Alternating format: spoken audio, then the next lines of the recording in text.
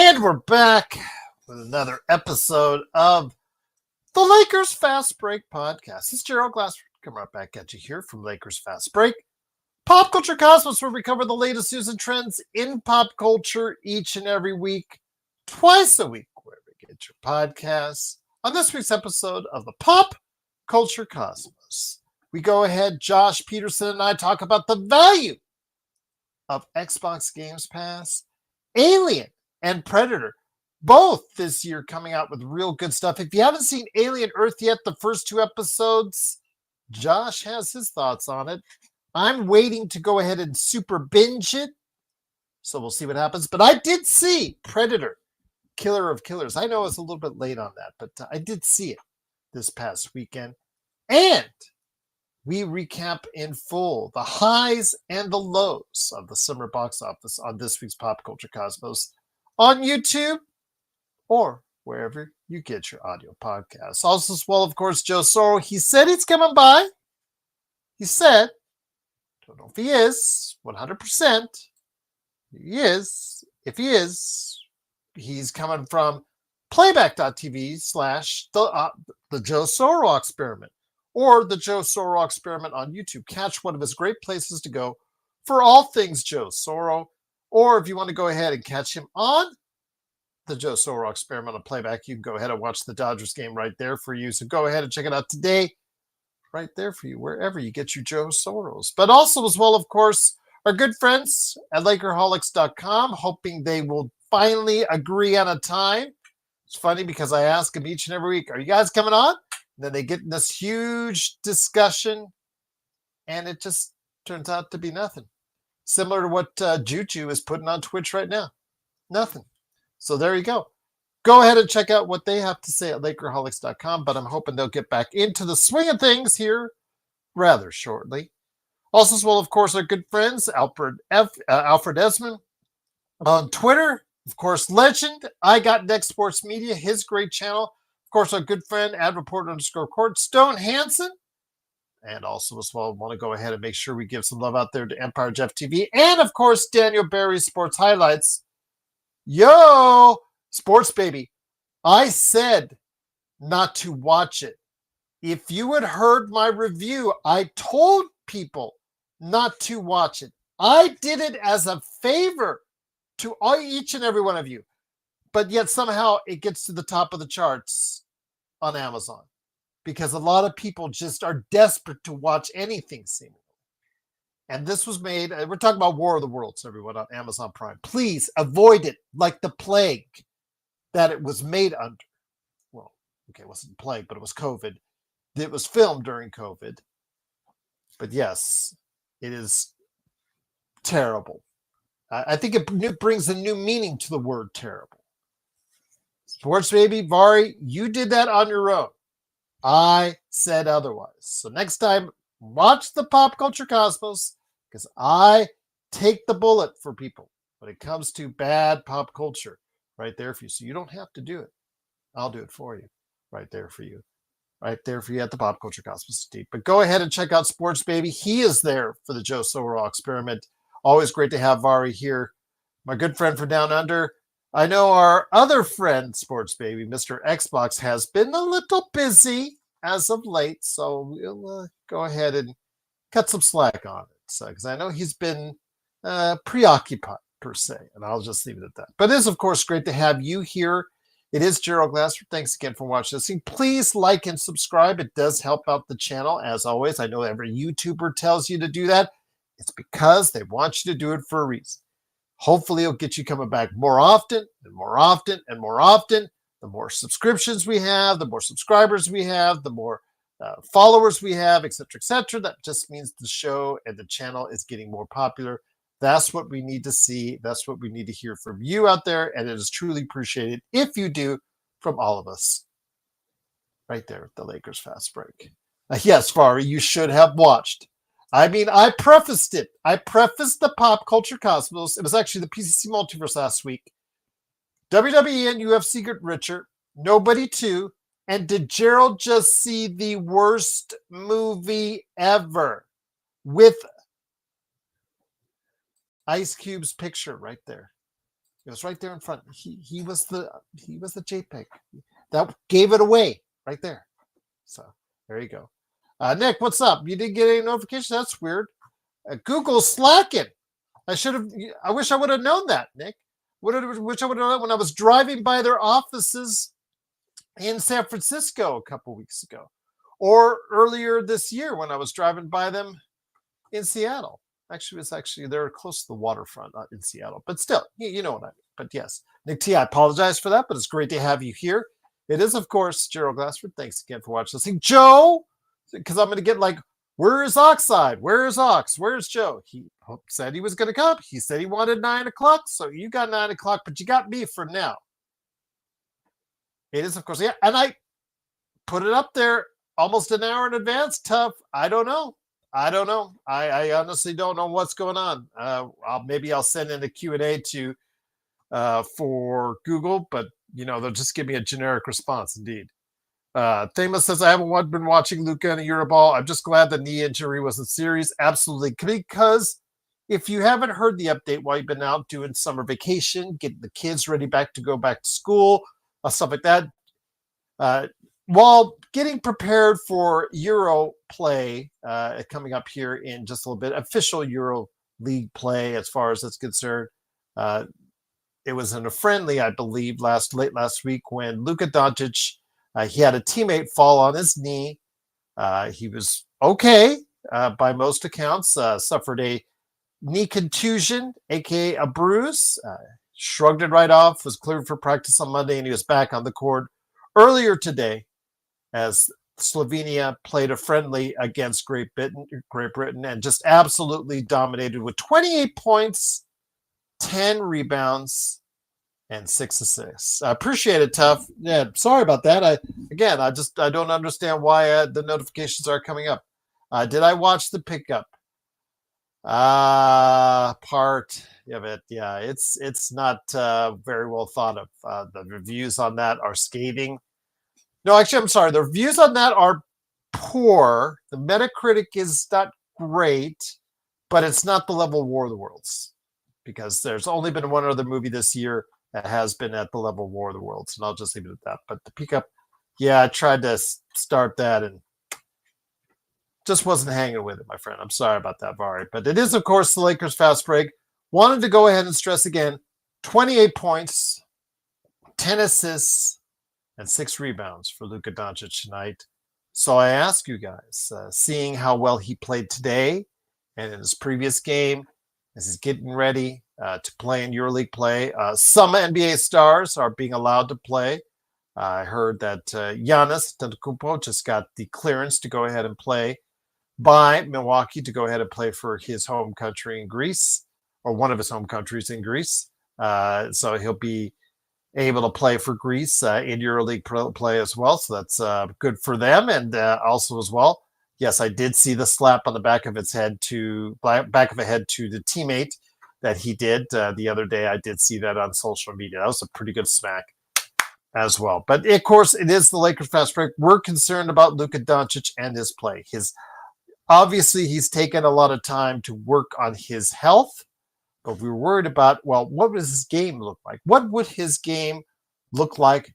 Because he's been so focused on reshaping his body from what it was this past season to what it is now. So for everyone out there, taking a big sigh of relief that he didn't get hurt with his knee injury.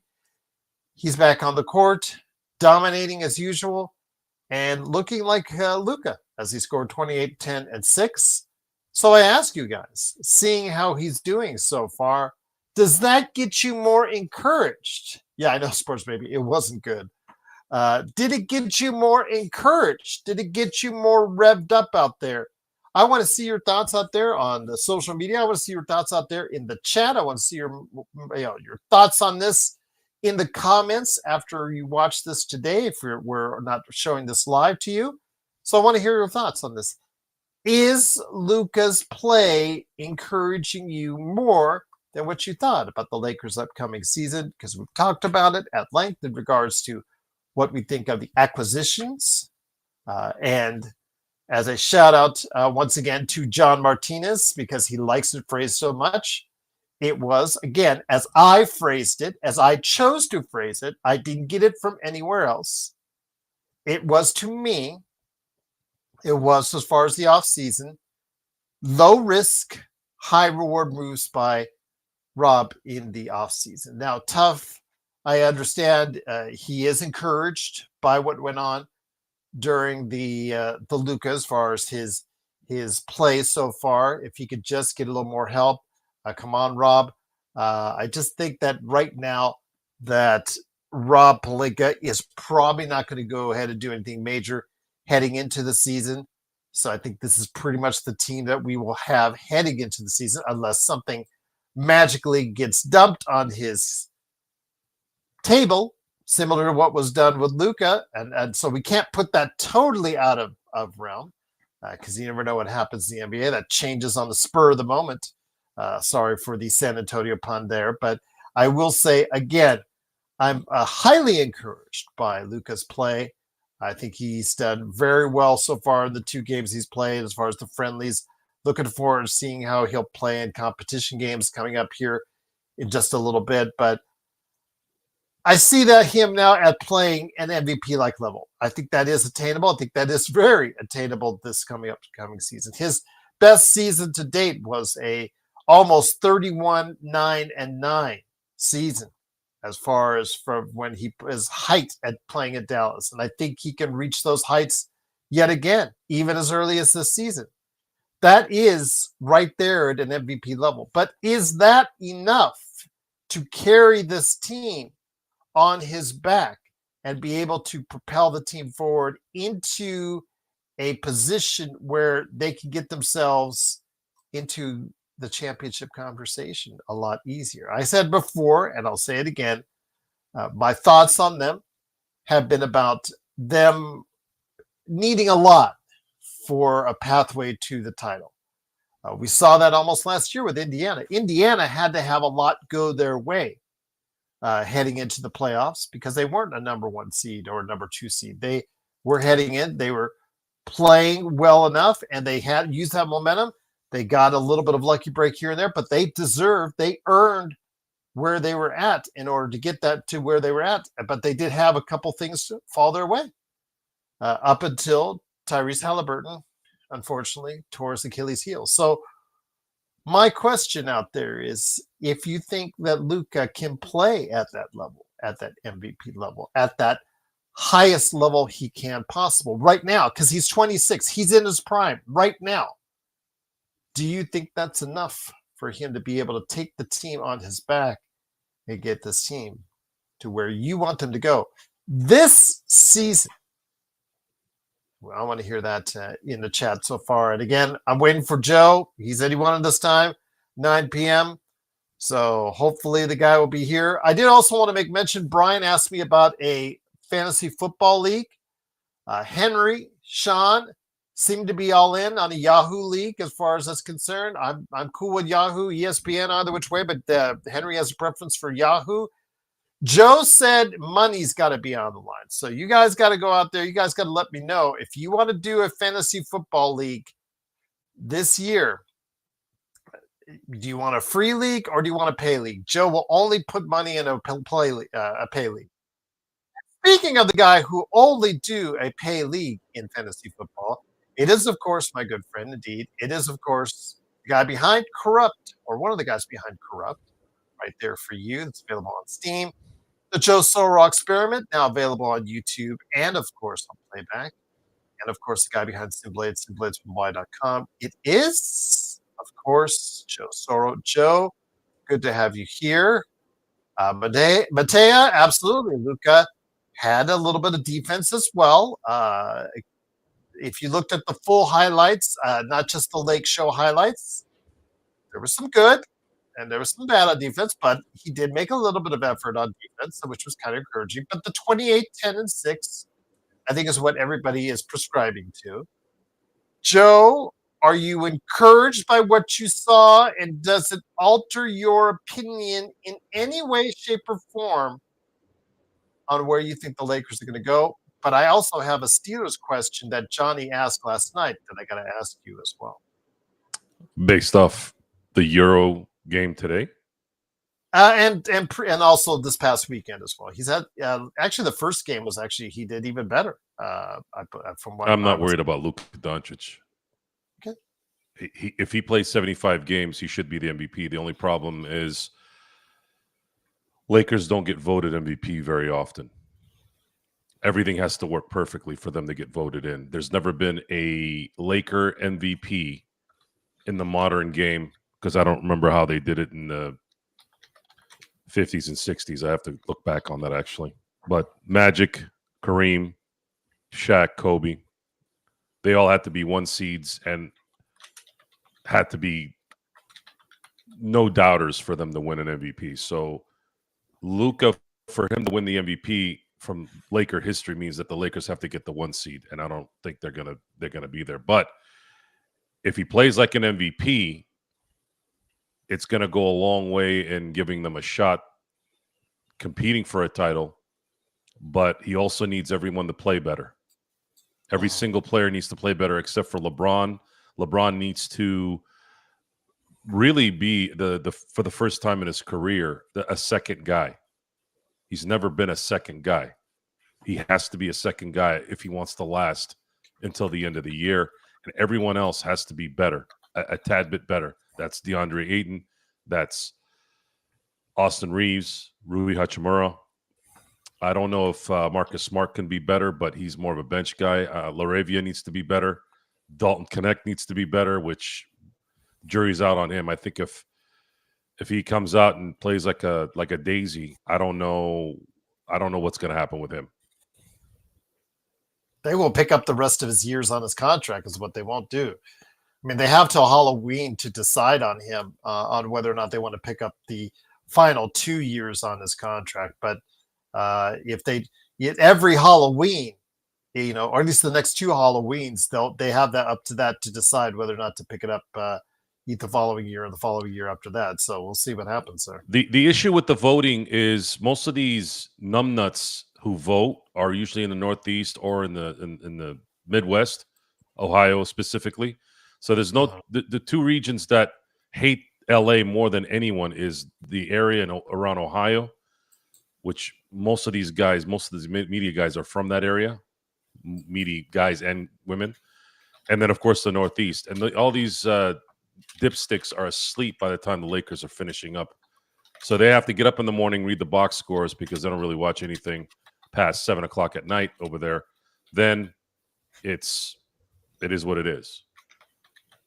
So I wouldn't. I have confidence that he'll win an MVP at some point, but I don't know if it will have to be an MVP when the Lakers are really contending, meaning in a few years when they get the second guy and they're able to build a team for Luka. Right now, this is not a team that's built for Luka. Right now, this is a team that's stuck in the middle until they can free up $100 million at the end of the year, and then they can go fishing. Lightning Blitz says this is why the Lakers need to make trades because Luka may not win MVP if the team is bad. Trades for who? Party? Who are they going to trade?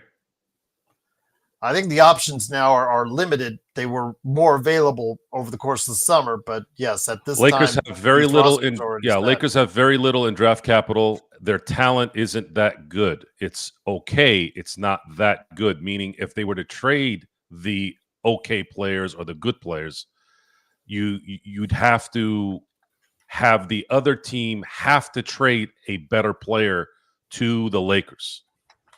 That's the only way it'll work. And even then, they're going to want draft capital, which the Lakers don't really have any high-end draft capital. I don't look at a draft pick 6 years from now as draft capital. And if anybody has half a brain right now with Mark Walters and the Guggenheims taking over the Lakers, if you don't think that the Lakers are going to be competing every year for the next 50 years with this team, then you're not. You need to do some research on Mark Walter and the Guggenheims. To put it in perspective, guys, I'm gonna really draw this out for you. After the Dodgers won the World Series in 1988, from 1989 until 2012, which is the year that the Guggenheims bought the team from Frank McCourt. They went to the playoffs 6 times. That's 24 years, 24 seasons. They went to the playoffs 6 times, and they won a total of 2 playoff games. Not 2 series, 2 playoff games in 24 seasons. The first year the Guggenheims took over, the Dodgers went to the playoffs, and they haven't looked back not 1 year. They've been in the playoffs since 2013, and they're likely going to be going this year as well. And they won 2 playoff games in that series in 2013. They won more playoff games in the first year of the Guggenheims than they had in 24 seasons previous. That's what's coming. And the Lakers aren't even as bad as the Dodgers were. The Lakers, arguably, I don't even think it's an argument. The the Buss family from 1979 and what will be this year, 2025, let's just say 2026. In that span, there's never been a better ownership in all of sports, not just basketball. Think about it. 11 championships, 17 finals appearances in that span. And that's not counting this year if they were to go, right? Yeah. But the resources are going to be there. So draft picks now have taken on a whole new look. A 2031 first-round pick isn't as valuable as it was thinking that Genie was going to continue to run this thing with Kurt Rambis, his wife, and their cousins. And if you want to trade for quality, you are going to need to cross your fingers and hope that someone out there that's really good, whoever it is, I'm not going to name names because I think we've done that already, demands to go to the Lakers.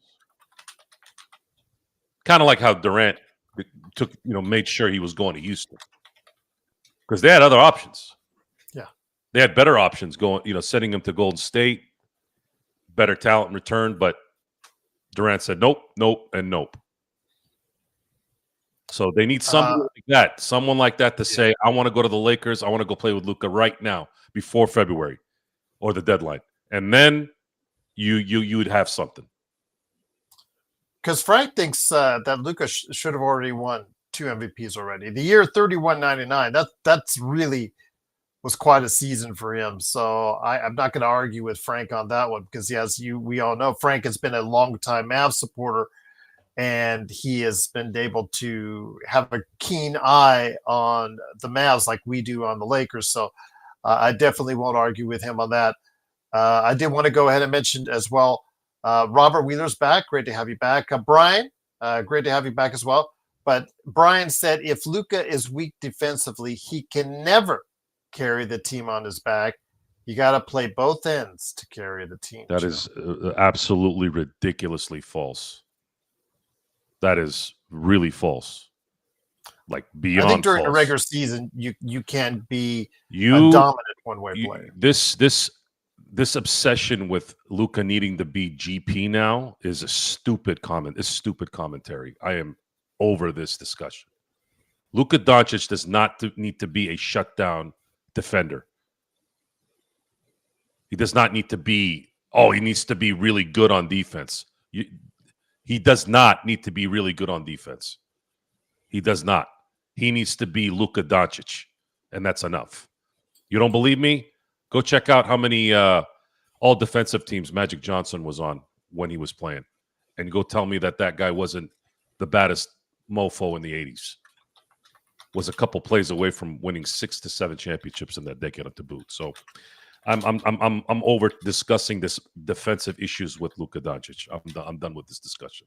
If you want to say that DeAndre Ayton sucks on defense and that's going to be a problem, if he doesn't play, that makes a little more sense because we need somebody down there to at least instill some kind of fear or some kind of deflection should good guards, good perimeter players, or good centers get into the paint. But Luka Doncic needs to be Luka Doncic. He does not need to be a shutdown defender. No. Viable? All of them need to be viable. Every NBA player needs to be viable. You want to see viability? Go look at Game 7 of the NBA Finals, 2010. Derek Fisher played the best defense he had played in a decade. in that game. The defense is about timing, when you do it, and it's about desire. And I would look at JJ Redick and putting together a defensive scheme that should be conducive with the talent. That's what the coach's job is to do.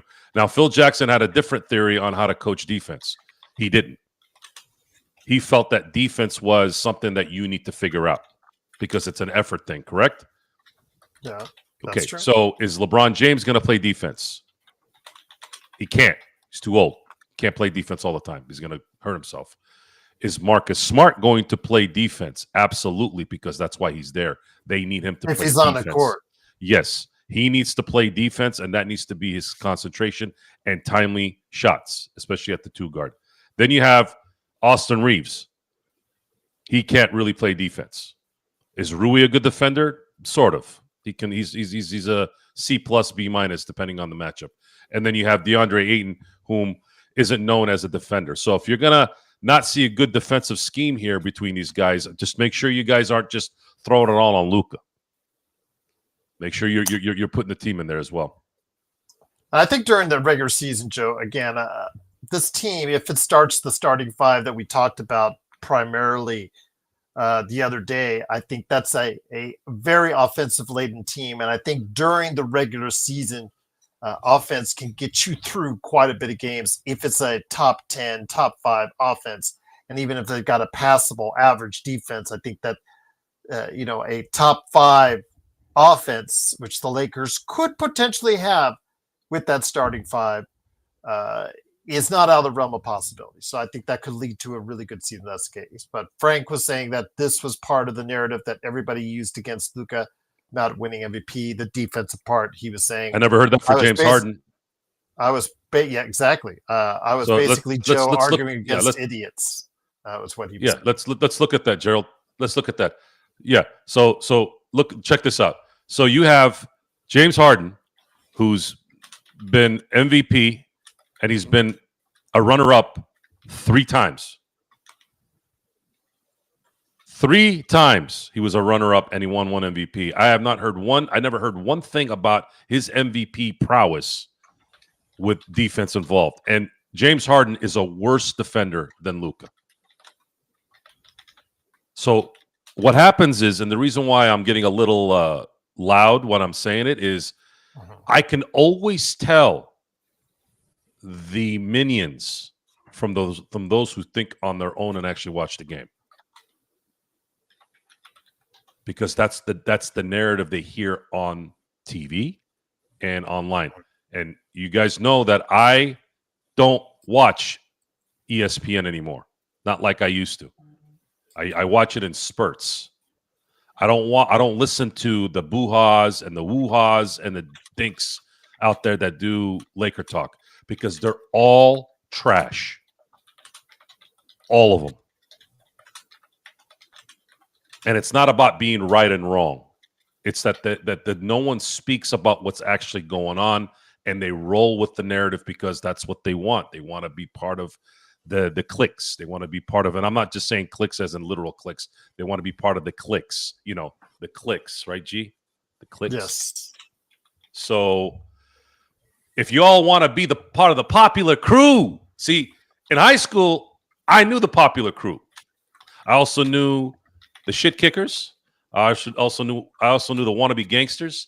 I also knew the stoners. And then I had my crew. And I was as cool as everybody was. But I didn't need to be part of the clique. Although I would have loved to have been part of the Kevin Nash, Scott Hall clique. That's like top notch. But anyways, point is, sweet, too sweet. Point is, y'all got to watch the game more and pay attention to that. Stop listening to a bunch of freaking dinks. So, and you're not gonna, I mean, the James Harden thing ends this discussion. I think at this point, if you guys can spread the word out, that would help Luka a little bit, right? Even though he probably doesn't give a damn. But the thing is, here is we are Laker fans who are thinking certain things right now. I can feel it. Laker fans are getting excited a little bit as the season sort of starts to come near. We're about a month away from probably what is it? The LeBron training camp that they always do. Yes. Everybody's going to get excited, right? Then media day comes. We made fun of it last year. Like Yeah. it's right down the street from you, Joe. You didn't know that? Or was it in San Diego last year? One of the years it was. I think it was in San Diego, yes. And yeah, technically it is kind of sort of down the street. Yeah. There is always this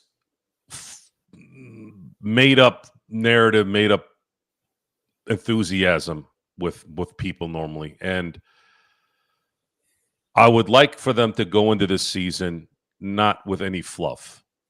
Just get to training camp and understand your situations. Almost everyone is on an expiring contract right now, playing for the next big contract, except for a couple people. LeBron may be playing for his for a continuation of his career, so he's got something to play for as well. There's motivation there. There's motivation there. So I would say if JJ Redick is as good as he thinks he is, I would tap into that as much as I can and see if you can surprise. Once again, it is the Lakers Fast Break. It is Joe Soro along with me, Joe Glassford. Thanks again for watching and listening. We're talking about Luka and the fact he's looked pretty good so far in 2 friendly games for Slovenia as they get ready to play in their Euro competition coming up here in the not too distant future.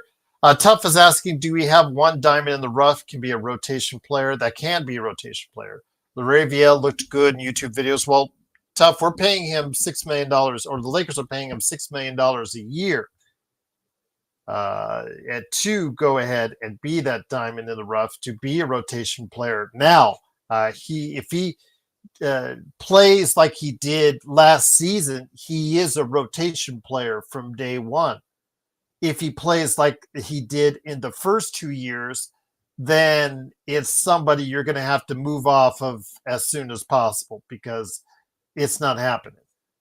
There was a reason why he was not given his 4th year on his rookie contract by Memphis, is because they lost confidence in him after year 2. He took the notice and worked on his game, became a pretty good outside shooter last season, right around 40% at both combined at Memphis and Sacramento. Became I'll just say a decent defender, because some people say he was good, some people say he was not good. The people that around Memphis are usually not inclined to give him as much praise as people, overall NBA observers. So I'm going to say average at this point in time. If that's the case and he can give you that, plus he does have a higher than average offensive rebounding rate, which is something the Lakers sorely need. I think that's really good. And if he can give you 10 to 12 points a game coming off the bench alongside Marcus Smart and whoever else is coming off that bench, I think that's a good start for the Lakers. It doesn't give us the deepest bench in the league by any stretch of the imagination, but it is ahead of what it was last season, Joe. That's something that's a small plus in options that we had this summer. What we talked about this summer, what was gained this summer, was the fact that we do have a slight, in my opinion, slight improvement in the bench this upcoming season. Yeah, there's rotational players that are going to be coming off the bench that were not here last year. And there's a starting center, a legitimate starting center. Some could argue a top 10 center in the league right now, which is a huge upgrade in DeAndre Ayton. Yes. The Lakers are likely banking on the fact that if we had DeAndre Ayton and Marcus Smart and LaRavia in replacement of Dalton Connect, since he was mentally checked out due to circumstances, whatever they were, they're looking at that as we have a guy that could play defense on the perimeter for us. The best defender at the perimeter would be Marcus Smart, should he be healthy.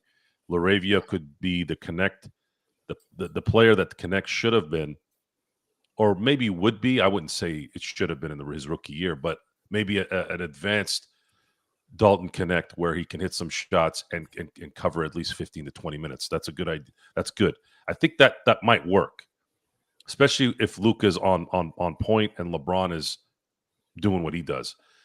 Then you have to wait to see how motivated Rui and Austin Reeves are. If those guys improve just a hair, it's going to go up another level. Cover what maybe LeBron loses from last year, because that's something you have to understand too.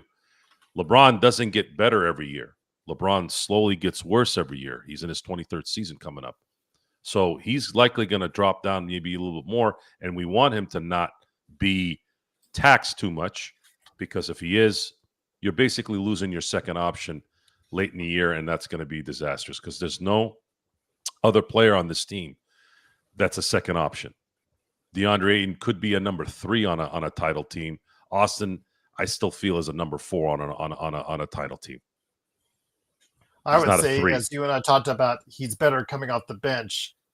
He would be better coming off the bench, but they don't have the players. They don't have the options to start the season. Yeah, because of his skill set, it's hard to. He'd be better off, especially in a playoff run. He'd be better off playing against the bench in the second and fourth quarters, and playing him in spurts with the starters. Obviously, if you got a good matchup with him, but he doesn't have the athleticism to keep up with the thoroughbreds. And if you can't do that the deeper you get into that playoff run, the more athleticism becomes paramount. You can get away with not having that athleticism if you've got a really good game plan and a good coach. I would say Rick Carlisle had one of the best runs of a coach this playoff run that you could probably have. And if Tyrese had not busted his tire, they may have won. And I'm not talking about Game 7. They may have won it earlier. Yeah, they might have won it in 6, and that's unfortunate, because you hate to see somebody. You hate to see an Indiana team like that actually is kind of going against the grain a little bit. Kind of reminds you of a Detroit Pistons in 04, or maybe even a 1979 Sonics team where there wasn't really a superstar that won those in those years. I mean, I'm talking like megastar. Even though Dennis Johnson was on that team, on that Seattle team, and he's a Hall of Famer, I would never consider Dennis like in the upper echelon types, like a Shaq, a Kobe, a Jordan, Barkley, and things like that. So it's a lot of. It's impossible to gauge what's going to happen because there's so many question marks on who these guys really are, other than Luka. Even if Luka had not gotten into the shape he's in, we knew that Luka was going to do Luka things. Luka wasn't even in shape. He had to deal with a total life shift in the middle of the season, and he coming off an injury, and he was still dropping 30 points, 29 points a game. So imagine now. Now he has a whole offseason. He's going to have a training camp. He's down 30 pounds, and he's got something to prove to boot. I mean, I would look for him to obviously be a first All-NBA player this year, definitely be in the top 3 in the MVP, and then, of course, probably win the scoring title. We'll talk about DeAndre Ayton here in a minute, because I think was Bryant had a comment I'd like to touch upon.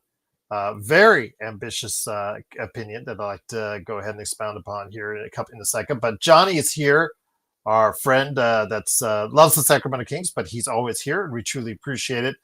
Although I don't know if he'll be loving them this year, but we'll have to wait and see. He did ask me, and I said I would ask you, getting off track a little bit, guys, for just a couple minutes on the Pittsburgh Steelers. And he wanted to note, because we were talking about certain situations for fantasy football last night. Please check it out. It was a great episode.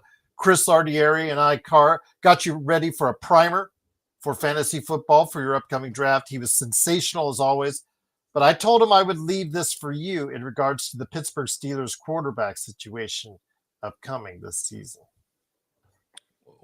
What do you want to know? He wanted to know. He wanted to know your thoughts on the whole situation. Aaron Rodgers, the guys coming off the bench, how that situation will play itself out. Aaron has said that this is going to be definitively his last season.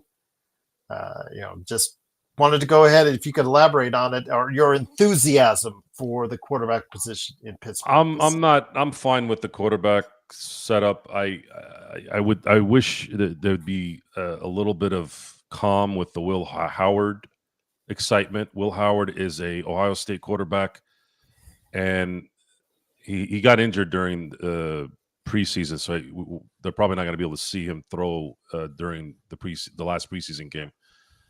But Will Howard he's got the right mindset, and he's definitely got the pedigree, but he should never see the field during this year. I don't care what happens. I'd rather have Skylar Thompson in there than Will Howard. Will Howard is a raw player with a lot of positive aspirations, and I'm excited for him if he can continue to develop.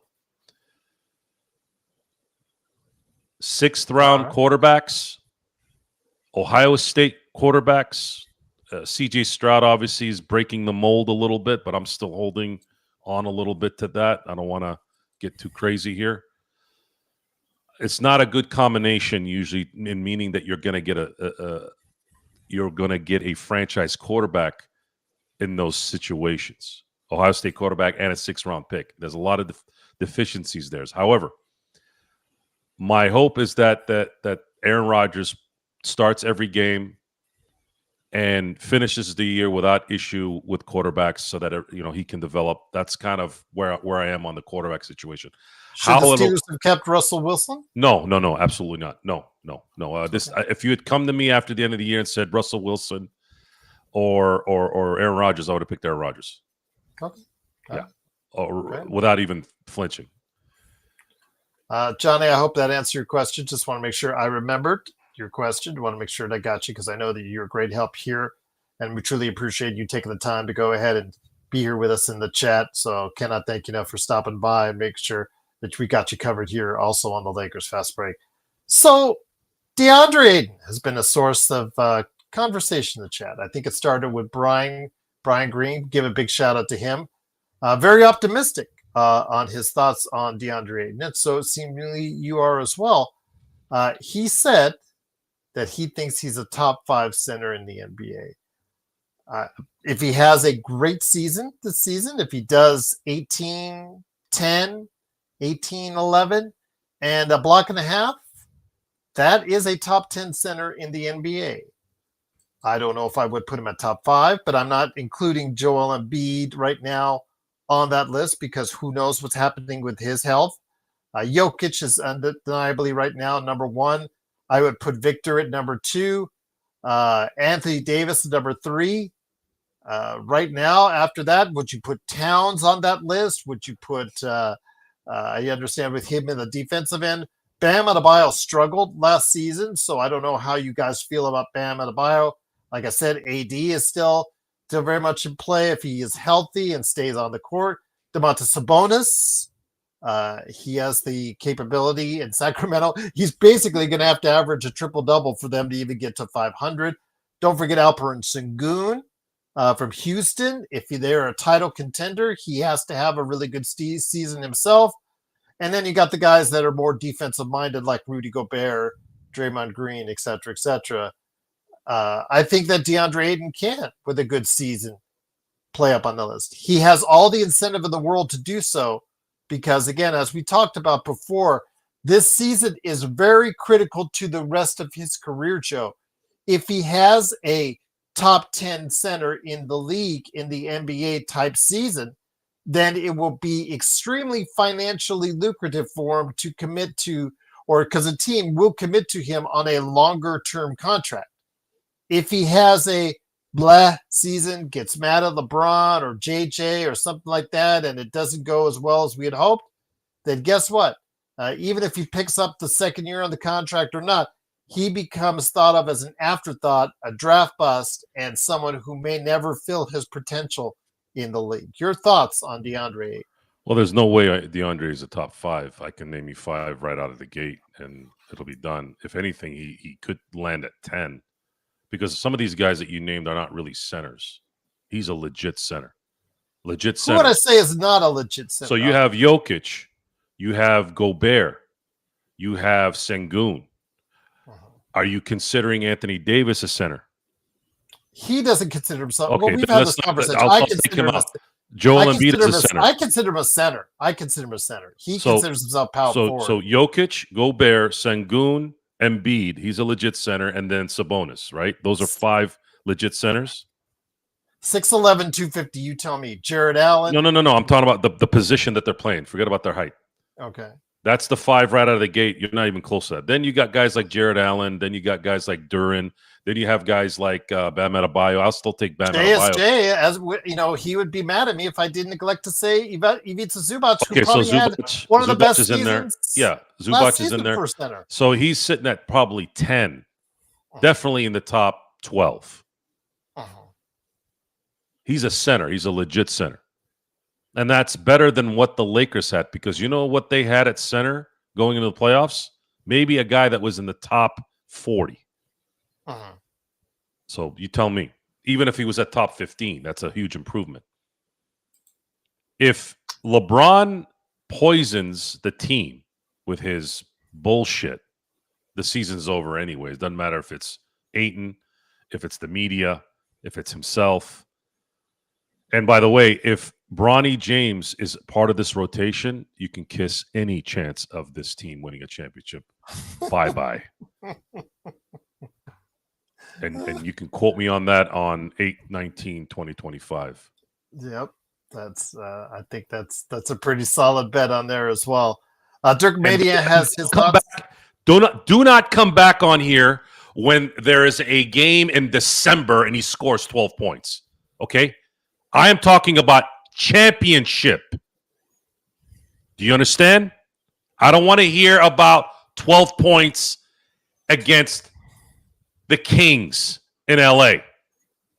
He hit a couple of threes. Okay, I'm talking about championship contending.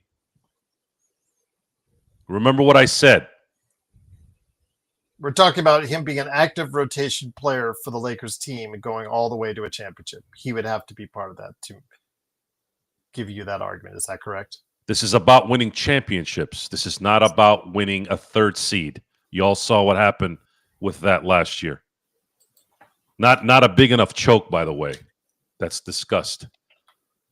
Because people shift that scale to their narrative. That's part of the whole discussion on why all these chumps and the people who listen to them, because that's why they're still there, is because there's too many chumps clicking and listening to these dumb fucks.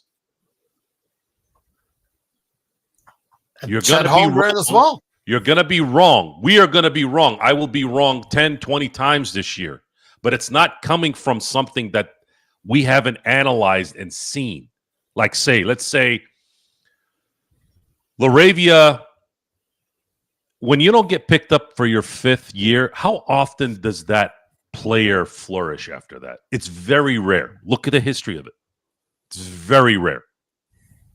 It's kind of like a running back not getting his 5th year in the NFL. If the running back doesn't get his 5th year so that he can qualify for unrestricted free agency, going for big money after that, or I'm sorry, I should say signing a bigger deal with the team that drafted him, they usually start going to other teams, and they're on 4 or 5 teams within the next 3 or 4 seasons. So Dirk had his list. Just wanted to go ahead and mention it. Jokic, Wemby, Embiid, Karl Anthony Towns. Just it's irrelevant. I don't care about the top 5, top 10.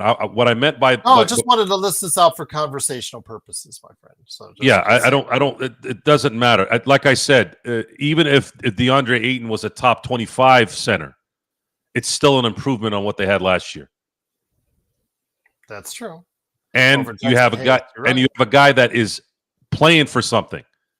He is playing for a big contract. And if the barometer is Miles Turner, who played like dog shit at the end when it mattered and still got a $100 million contract from Milwaukee, and that's not even a $100 million contract. That's technically 100. What was it? How much was left on Lillard's contract? Well, I think it's over 100 million that's left on So his they contract. basically paid $200 million for Miles Turner to suck ass. If Miles Turner had played B-plus basketball, they might have won that championship even with Tyrese being hurt.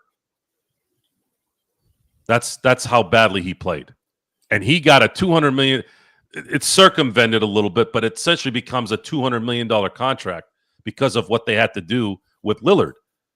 So Ayton's going to get paid. It's just a matter of, is he going to get a $100 million contract like him, or is he going to get a $150 million contract? That's something that I think he'll consider to play well for. And maybe he wants to stay in LA. Maybe if he plays so well and they go deep in the playoffs, maybe Luka's like, hey man, sign this guy, and then we'll go get the second guy if we can, either next summer or the following year. So yeah, don't. I'm not here to argue top 10. I was just throwing that out there. This is about this team focusing on playing basketball as well as they can and better than they have before. DeAndre Ayton needs to do that. Austin Reeves needs to do that. Rui needs to do that. LaRavia needs to do that. I don't know if Marcus Smart can. You can't beat winning defensive player. I don't think he can play defensive player of the year anymore like that, but at least a little bit of it will help. And then, of course, you have Luka, which you can say it could end up playing better this year than ever before. Sure, that's possible. That's possible, but this is a guy that's also won a scoring title and a Western Conference Finals MVP and taken his team to the finals before. I mean, you can kind of choose what you think is a better year that way. Once again, it is, of course, the Lakers Fast Break. It is Joe Soro along with me, Joe Glassford. Thanks again for watching, listening. Truly appreciate it. Frank, though, yeah, I would take Lively right now over Ayton because, Ayton has already burned 2 bridges. He's still in his mid-20s. You're right. Still has got a long way to go. But Lively, I think he just played so well with Luka, developed so well with Luka. But I would be concerned about his health issues, Frank. I don't know if you, as someone who has a keener eye on the Dallas Mavs than I do, I know you probably guys are a little bit concerned about his health issues, have been over the course of his short career.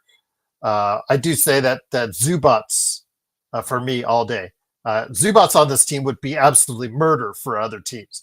Exactly the type of player the Lakers need now. But then again, just you're going to start me with Joe with Chris Paul.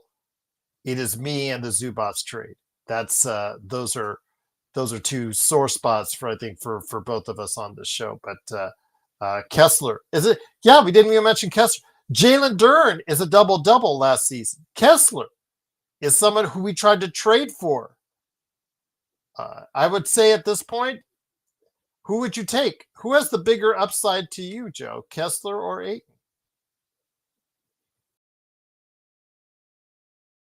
I'm thinking Kessler, especially from a defensive standpoint.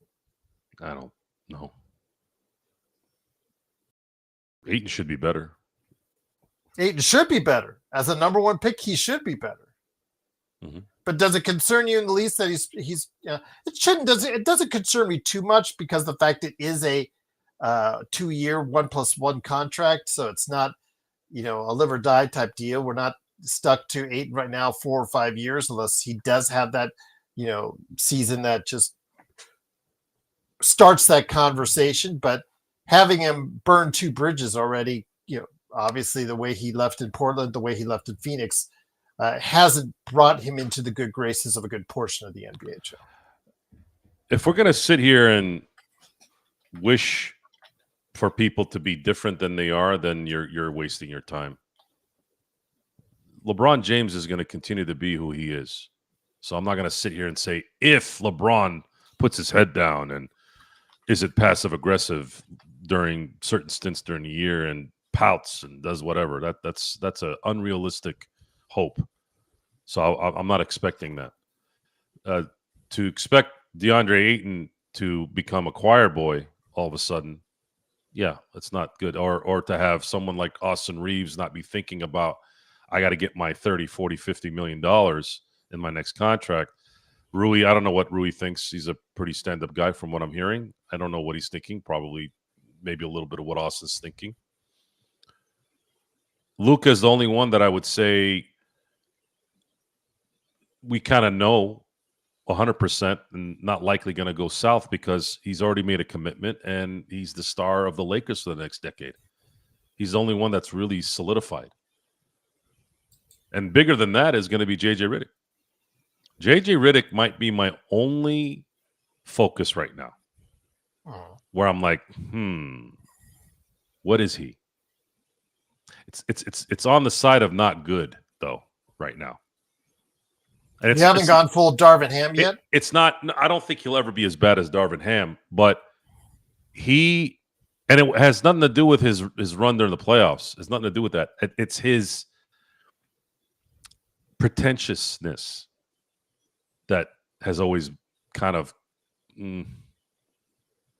he comes off as someone who has the answer, but does he?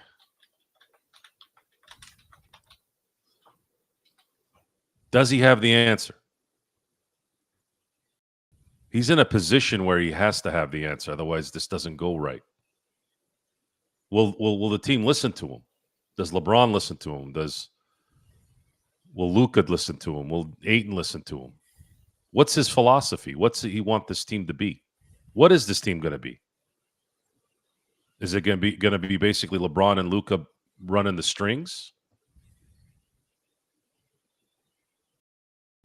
I'll tell you right now. I'm telling you right now. If Bronny is a rotational player at any point in this season, because he's a rotational player, not because there's 5 guys on the IL or whatever, which even then it's bad, then Redick's prognosis is in my view death. So just to repeat again, I'm already hearing it. It's probably why there's a little bit of irritation in my voice when I mention it. My irritation with Redick is, are you really going to pull this Harry high school bullshit in the NBA? You're really going to put this kid in a rotation with real NBA players? And you're going to rely on him to be part of that rotation? In the end, he's going to get dusted. So it's not going to really matter, but it's going to be a matter of, is he going to be stubborn to keep putting him in there because his dad makes him do that. However, who does he beat out? Does he beat out Vincent? Does he beat out? That's the only position he could play. Yeah, he can't play forward. He can't be small forward. He can't be a power forward. He can't be a center. It's got to be the 2 guard. So is it Gabe Vincent? Is Gabe Vincent going to be that lackluster to where he's going to watch LeBron Jr. take his spot? That's an interesting. If I was anyone involved in his family, I would be railing Gabe Vincent. I'd be saying things like, "Hey, you ready for LeBron Jr. to take your spot? You just gonna let that happen?" Yeah, it's really that's been festering since I've heard it. Since I heard it, it's been festering. That's really what's been bothering me about Redick, because I'm sitting there going, "Is this motherfucker really going to put Bronny in there as a rotational player?" You are flirting with. That's the wasted year you're talking about. It's so funny because I just thought about it because I know that I think it was 805 talked about Bronny. And I said, remember, because he wants Bronny gone, I believe he said. But I told him, remember, Bronny has a 3+1. Wouldn't it be ironic if, let's say, Connect, and nor do I want this to happen at all, but let's say Connect goes in, continues his funk, Joe, and the Lakers decide in this upcoming Halloween to not pick up his contract. He could conceivably, or for the next year, he could conceivably play less years as a Laker than Bronny James, the guy who was drafted But Well, I wouldn't go that 36 far. points. Once I said Mark- he could conceivably. I didn't say he once, was. but I'm not worried about after this year. There's a To be honest. scenario, however small, that could happen. I'm not too concerned after this season because I feel pretty confident that LeBron will likely be playing his last year in LA, and then that's part of the transition. Is Bronny at some point will probably get packaged and traded somewhere else after LeBron is gone. It's very similar to when. So just imagine. Remember when Bonds was chasing 755? As soon as he hit 756, the Giants threw him away like trash. They didn't want to have anything to do with him because the Giants organizations are run by a bunch of cowards. LeBron should have played enough. He should have played long enough to hit 800 home runs at that point. He had enough juice to play. And this is different circumstances, but the point is, once LeBron is gone, there's no nepotism in LA anymore with him. I would package him with whoever and get that whole setup out of here. This team is about winning championships, not playing T-ball with father-son night. We'll see what happens. But it is, of course, the Lakers' fast break. I will just say this. Dirk, yes, I remember that when he put Bronny in that first quarter of the game in Philly, and Tyrese Maxey went ballistic on him and targeted. They centered the offense around whoever Bronny was guarding, and it happened to be Tyrese Maxey. He was out there to try to slow him down, and instead it just lit him even further. I also remember that for the game, I believe, that Dalton Connect, he had the rebound, and the Philadelphia player, I forget who the Philadelphia player was, came up to him, just took the ball from his hands, boop, like that, and then just put it back in. And I was, oh my God. And that's, those soft, tag, that soft label that Dalton has was really solidified for me at that point in time, which he has to get rid of. But we'll see if even he is a rotation player at this time, because right now it was a mess in Summer League, and we'll have to see what's going on there. Not providing a lot of hope for the fans out there in regards to him or what we saw from Bronny. Very uneven play by Bronny in Summer League. I know a lot of people are trying to spotlight a couple times where he scored in double figures. We've got to remember 8 turnovers in one game, and he did not shoot a great percentage from the field or from 3 overall during Summer League.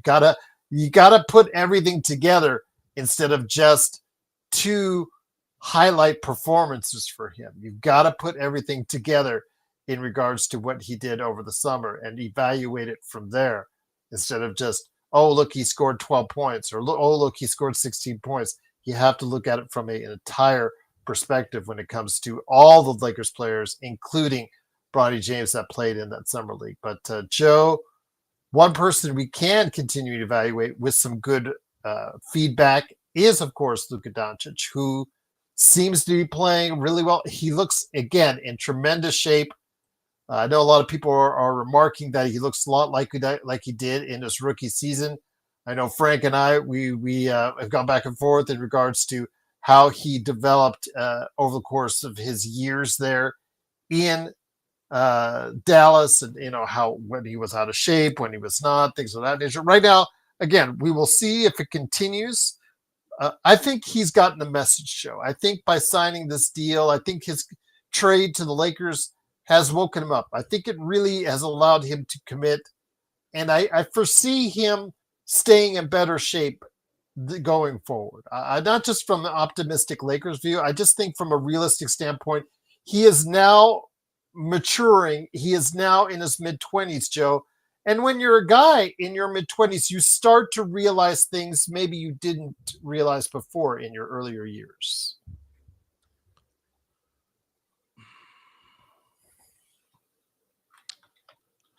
I don't really know. I still don't really know what happened in Dallas. Luka doesn't come off as somebody that's unlikable. Maybe it wasn't maybe it wasn't about it was just frustration. So why did Luka get into shape this summer then? Why didn't he get into shape 2 summers ago? couldn't get into shape this last year because he busted his calf, right? I don't know the answer to that, but it's a question I've asked myself. What was it? Why didn't he get into shape, quote unquote, get into better shape 2 years ago, 3 years ago?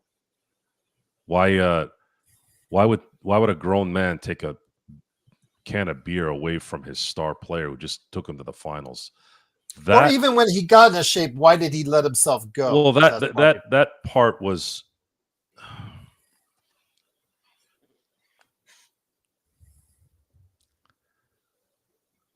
I don't even know what I don't know why a professional athlete isn't in shape. I don't know. I really never understood why Shaq was not in shape every year. His excuse was he gets beat up during the year and blah blah blah blah blah, which was complete bullshit. Shaq just didn't want to work out. I wish he had just said it that way. This is your job. You're supposed to be at optimum athletic prowess, and he didn't live up to that, I guess, for Dallas. And they resented him for it, and they did what they did. And in the long run, maybe it's good that it happened because of being a Laker fan now, we get the benefits of it.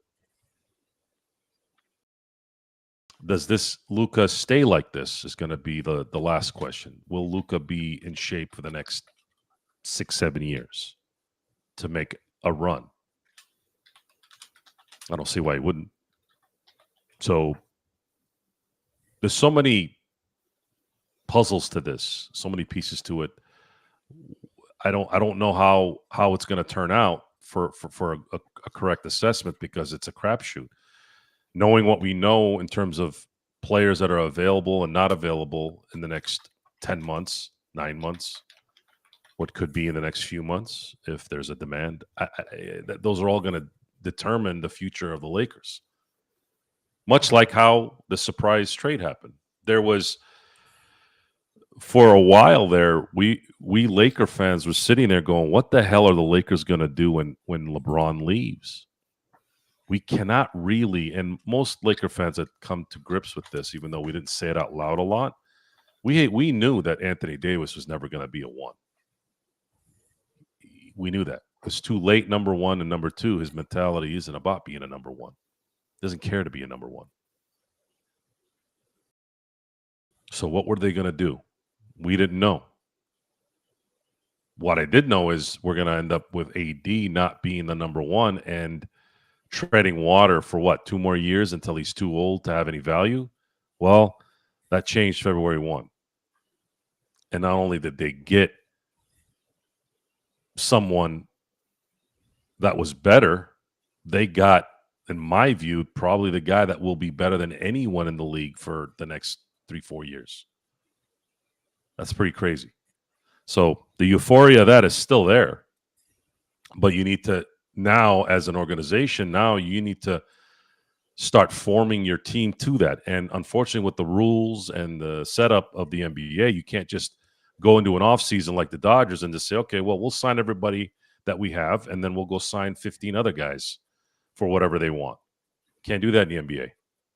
So in order to do that is you need to let contracts run out.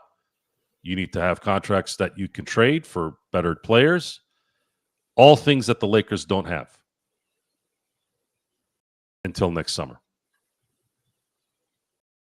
And in the meantime, we enjoy, as much as there's been frustration with LeBron, we enjoy maybe the last season of an all-time great on your team, someone who did bring a championship to the organization, someone that will have their jersey retired in the rafters. Hey, it's been a winning situation pretty much, other than a couple of years due to bad dealings by the front office or just bad luck with injuries. You've had a pretty good run here with the Lakers, and let's have one more here and see if they can get lucky. And if not, it's okay. It's Luka time, and let's go get the second guy so that Luka can have a running mate, so we can start being the favorites going into the year like Laker fans are used to. So where do you think this team can go as of now, seeing how he is in shape. And again, the reports on when he came into training camp, I did report one back in 2021. There's also another listed years, 2019, 2020, according to Luka Doncic. According to Noah Weber of the Smoking Cuban. That report's out there as well. I think that was referenced from ESPN as well. But again, 2 different off seasons he's come in out of shape. So just to clarify on that, I think I said later on 22, 23. It's actually earlier in his career. So yes, he's come into training camp guys out of shape. So he has not been in shape every offseason. Anybody who's saying that is incorrect on that. So I do apologize. I want to make sure that's corrected for you there. So there you go. Who's the AD slander on? Who's slandering AD? I don't know. Again, you guys are going off on a different tangent. Just want to go ahead and make sure that it keeps all in as far as where we want to go ahead and make it. But Joe, I will ask you this: with Luka Doncic playing at the level he is now, I think he can take the Lakers a long way. Again, I'm not counting them out. I will slander AD however I want, Brian. Although I didn't do that. Yeah. Again, I think he's a center. He can say he's a power forward all he wants, but this guy's 6'11", closing in on 260, 270. Yeah, just you can say what you let the game dictate. Town says he's a center. If some of you would just power forward, excuse me. Yeah, if you guys would just let the game decide the decision. I mean, I don't know how to say it any other way. Let the game decide the decision on what you're supposed to think or no. Tell me, you guys, tell me right now, when other than 2020 and a little bit of 2021, but you can't really even give him 2021 because he came up lame. When has AD ever been the number one? Even in the year where you could say he was a 1, LeBron still was the guy. Mm-hmm. He still was the number 1 guy. You could, I'll give you 1 and 1, but it was for 1 year. But now, this last year, going into last year, there was never ever going to be a number 1 without LeBron there. He just never was going to be that guy. So it's not slander; it's reality. And this trade that happened for Luka. There was setbacks with the Dallas organization for whatever reason that played into the Lakers' hands. I don't give a damn why or what in the end. I don't. But the Lakers absolutely robbed a train, a car, a bank all at one with that deal.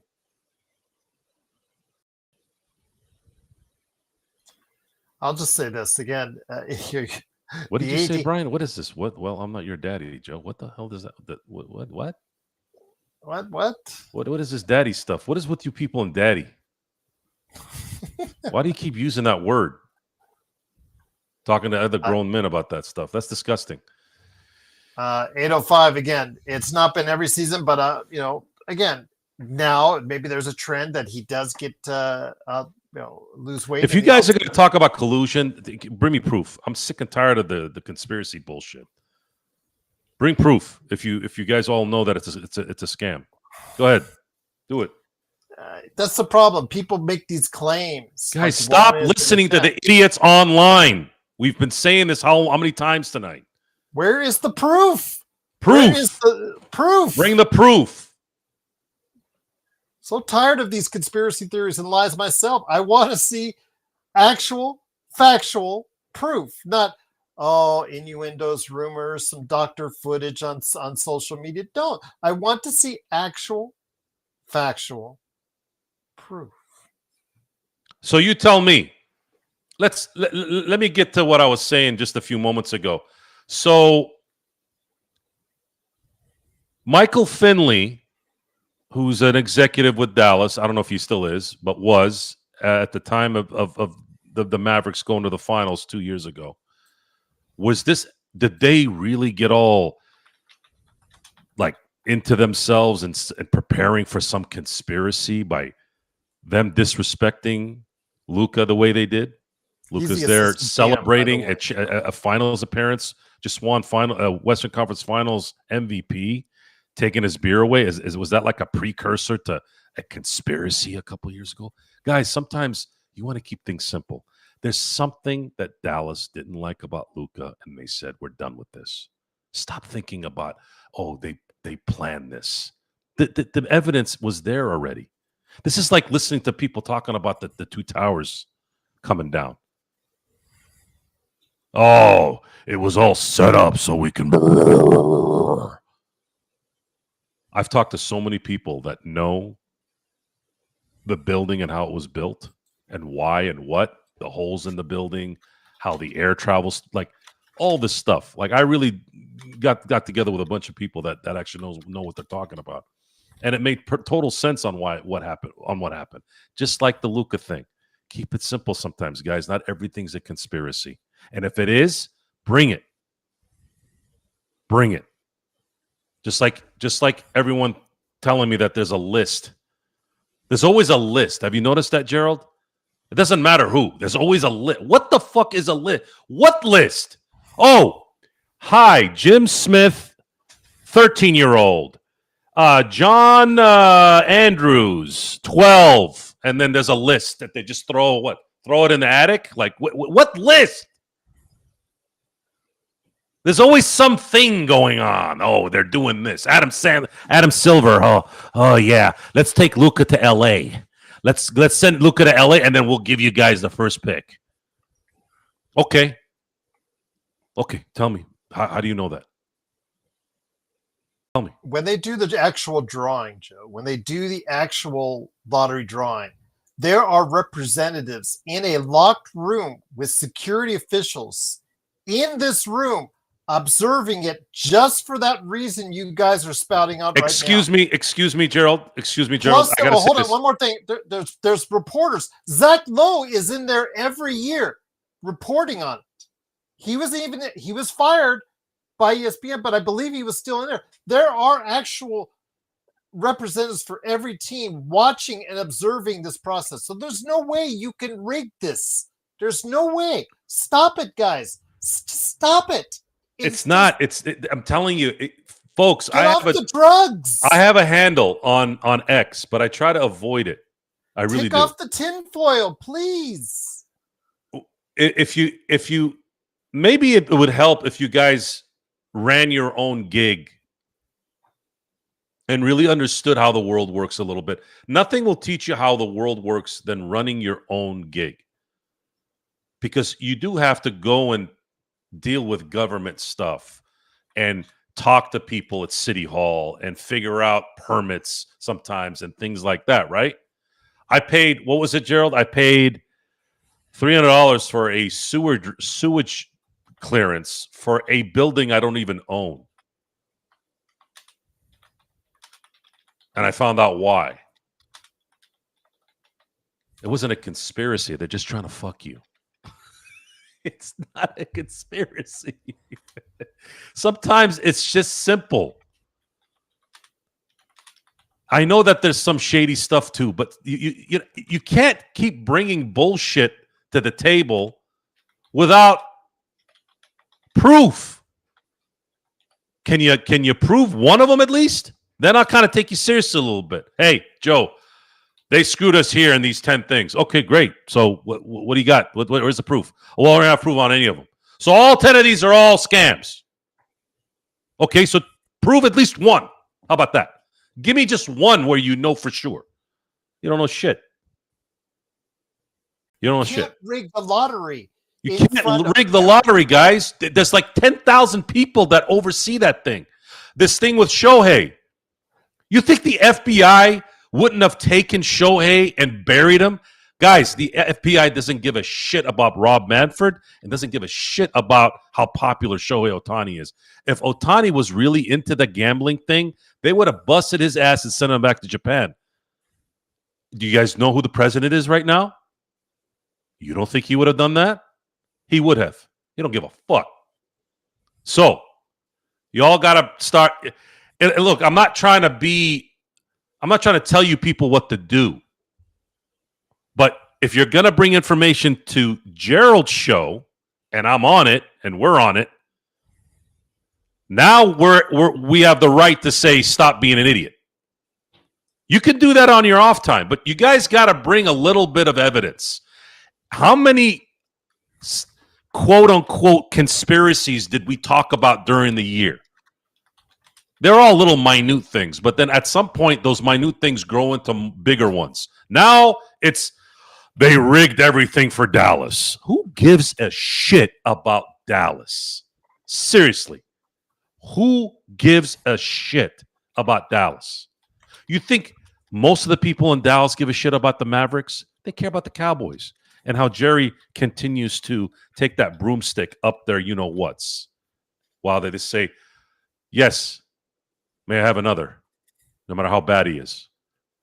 Juan, you're just Juan, do us a favor. Stop going to Costco and getting the hot dog deal and then asking for the tinfoil. You know the tinfoil that's right there on the counter that you could take for the to-go orders? Stop using that and then putting it on your head. Stop it, please. It's just, it gets annoying. Juan, I'm going to do you a favor. I'm going to do you a favor. Understand the process of the draft process first before you comment on it. I'm going to bring on. It makes me look bad. I'm going to talk to my guy. I'm sure he'll say yes. I'm going to have you talk to my guy, Tom Shepard. Tom Shepard is a former Army. He was formerly in the Army, spent a lot of time in Afghanistan, and is a genius. He's a mechanical engineer. You'll be able to build anything for you and fix anything for you from a mechanic standpoint. I will ask him about the two towers thing, and I'll let him explain why things happened the way they did, and it'll make things maybe a little bit more clear for you instead of listening to some AI or some Yahoo online talking about the same bullshit that all the other 500 billion people. Guys, it's the same people that talk about a flat earth, okay? There's a business tied to it. These guys make money being a bunch of schmucks. Seriously, people who think that the world is flat, really, guys, how do they have these guys come into conventions? Well, it's because it's freedom of speech, right? It's America. I get it. But seriously, if anybody came to me and said, Joe, the world is flat, I'm not even going to speak at that point. I'm just going to look at them like this because there's nothing else to say. Don't be stupid. Think a little bit. And if you know so well something happened, bring the proof. I will shake your hand if you got the proof. And I will say, you know what? You were right. Oh, you guys. By the way, I'd rather have the pizza than the hot dog, G. He said, Juan said, great, another jarhead. Try, yeah, well, that's a good deal, though, $150 still by Costco. I'll just say that. Hot dogs are just good. Hot dogs are good in, like, spots. But if you eat I don't have it every time. I mean, don't have it every time. But if you have a hot dog when you're not supposed to have a hot dog, it's just like I'll have the soft serve ice cream there. Now they've got that cookie. Yeah. See, there's never a bad time to eat the ice cream, and there's never a bad time to get the slice of pizza with the soda. There's never a bad time. You could have that every day, but a hot dog, you got to have things have to be put together. You got to have that itch. I get it. Juan says, great, another jarhead trying to teach me something. Oh, I can. This isn't a jarhead. This is a guy that actually is an engineer, and he knows how all that stuff works. I actually talked to him about it last week. We were sitting in a food court eating Mongolian barbecue. Here we go with the steroids for LeBron deal again. So yeah, that's another thing. Okay, good. Let's go back to the basketball here.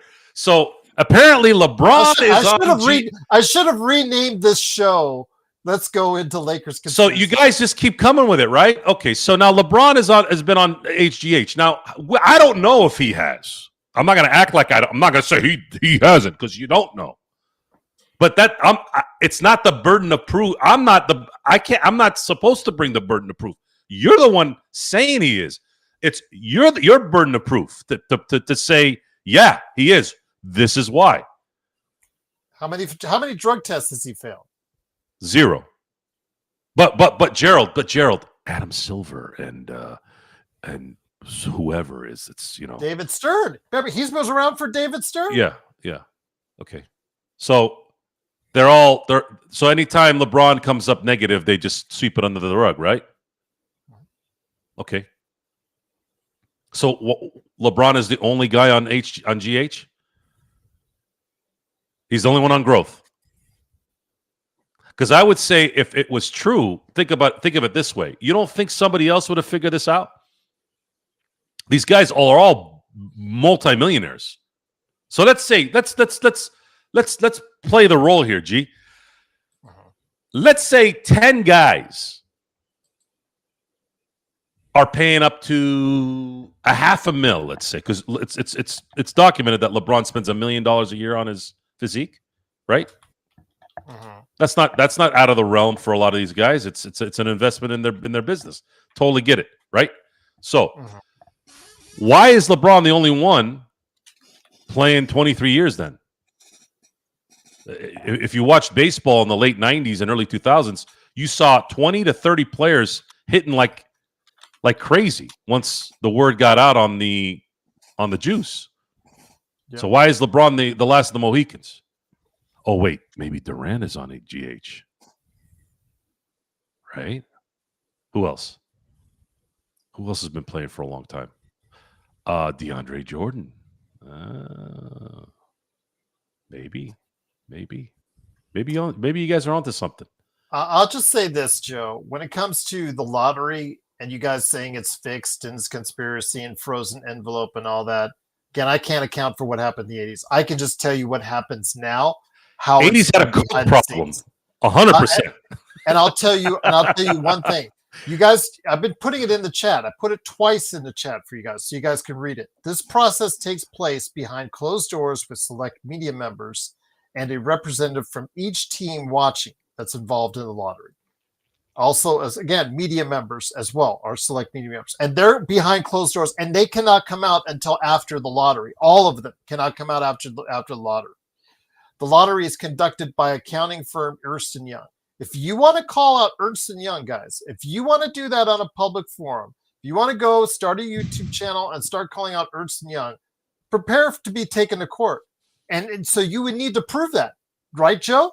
If you call out Ernst & Young and you say they're not very credible, when is their business, Joe, to be unbiased, fair, and credible, especially in that type of situation, a trusted organization, an accounting firm, guys want to call them out, go ahead, because they'll take you to court, and unless you prove otherwise, you will owe them. They'll be accounting for a lot of your money. It's just that simple. So, guys, before you say things like that, understand, do the research, and understand the whole process. Because again, if you go in a public forum, you get loud enough, and you keep saying stuff like that, you get burned. How much did Fox News have to pay the voting machines company, Joe? Hundreds of millions of dollars. Is that correct? So I'm not going to say his name because I'm not going to give him the satisfaction. But real, you know what's just proved my point. Lance Armstrong is the proof that LeBron is on stuff. I'll call it gear. Let's just call it gear. Okay. PDs. Gear is the new name, right? So LeBron's on gear. And you mentioned Lance Armstrong as the proof. You know how much money Lance Armstrong brought in for cancer research? $500 million. This was the most loved guy for about a 4 or 5 year span. Okay, if anyone was going to get, what's the word I'm thinking of right now? Under the radar, kept under the radar, conspiracied. Wouldn't you think Lance Armstrong would have been the guy? This guy raised $500 million. And if you factor in inflation when he did it, it's probably $1 billion now. That was for so cancer sad, research. Because I was a Tour de France freak during the late 80s, 90s with Le Monde and him. So was I. And that was I love that CBS coverage. That was just tremendous. It's a great sport. And it took me right out. When that happened, it just point is, there was no one more in a billion years, I would have never thought a cyclist would ever be in the top of an athlete division of popularity. It was essentially Tiger Woods and Lance Armstrong. Would you disagree? Yeah. I mean, Kobe and Shaq, obviously, and those guys had to have room there. He took Le Mans' success and made it even higher. Right. So you could argue that the two most famous athletes on the planet, at least for a 2-year span, I'll give them 2-3 years because Kobe started coming to his own in the 2000s, right? Mid 2000s. You could say in the early 2000s, late 90s, that it was essentially Tiger Woods and Lance Armstrong. So why didn't they conspiracy Lance Armstrong with all the good he was doing being a cheater? Tell me. Explain it. If there's anyone that would have been protected, it would have been Lance Armstrong. You know how much money those guys were making? You know how much money that stuff was bringing in? Tell me. Who's LeBron James? Who's Shohei Ohtani? Who's Shohei Ohtani to the FBI in America? They don't give a shit about Shohei Ohtani.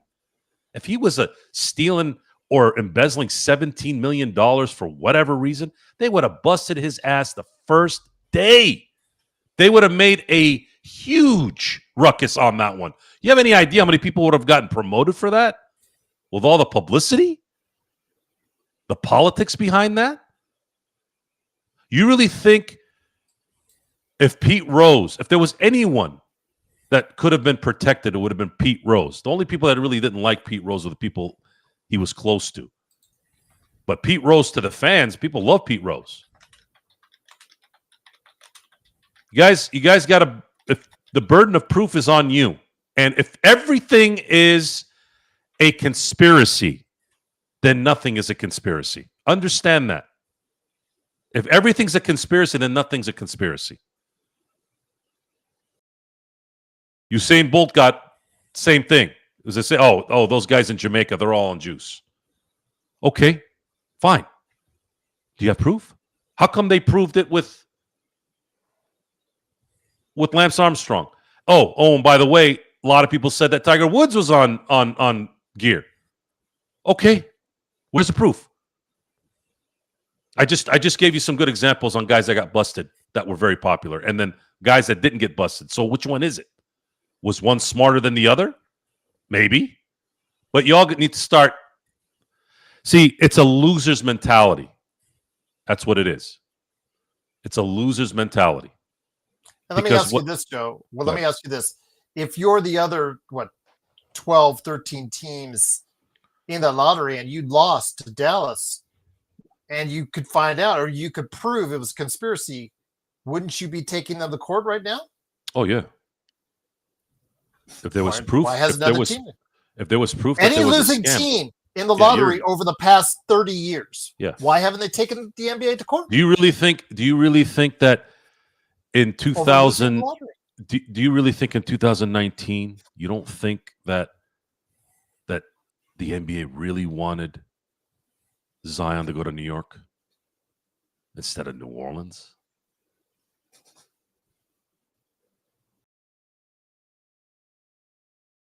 It's just it's tiring, and there's financial gain from this and stupidity. I mean, I gave you guys some good examples of what that was. Barry Bonds, Joe, do you think Judge and Ohtani break Barry Bonds if they were on gear too? Jesus, if you put Aaron Judge on gear, he might hit 100 home runs. There's no way. Honest to God, I'm not lying. If Judge was on gear, he would hit 100 home runs. And if he was a lefty, he might have hit 120 home runs in playing in Yankee Stadium. Ohtani, yeah. I think Ohtani, if he was on gear, would be hitting 70 home runs every year. I do want to mention something else. Real said it to you. You literally complain about LeBron's power with clutch and his ability to control media and ownership. LeBron is powerful, and Joe, you called LeBron the face of the NBA. Mm-hmm. Him and Curry are still the face of the NBA. LeBron is a better. Why are they on opening night? And LeBron is never. And with all due respect to Steph Curry, he's never been better than LeBron. LeBron is the best player of his generation, and really there isn't anyone really close. Durant would probably be number 2 to me. Then you could put Curry at 3 during their generation. LeBron is the best player of his era, and he is still the face of the NBA. Because Shai Gilgeous-Alexander, my wife doesn't know who the hell Shai Gilgeous is. She knows who LeBron is. She knows who Steph Curry is. She knows who Durant is, sort of. LeBron is still the face of the NBA. So is Steph Curry. I don't know who the hell is going to be the face because the European guys don't give a shit about any of that. Luka is probably the best shot that we have right now. I don't know if Cooper Flag is going to be the guy either. I don't know if he has that kind of aspiration. I think he just wants the ball. Wemby, Luka, too French. Wemby's too French to be the face. How is that different from Ohtani? Well, Ohtani he's got a superhero part about him. It's not doesn't give you a superhero. When I say he's too French, it's not because he's from France. It's his demeanor.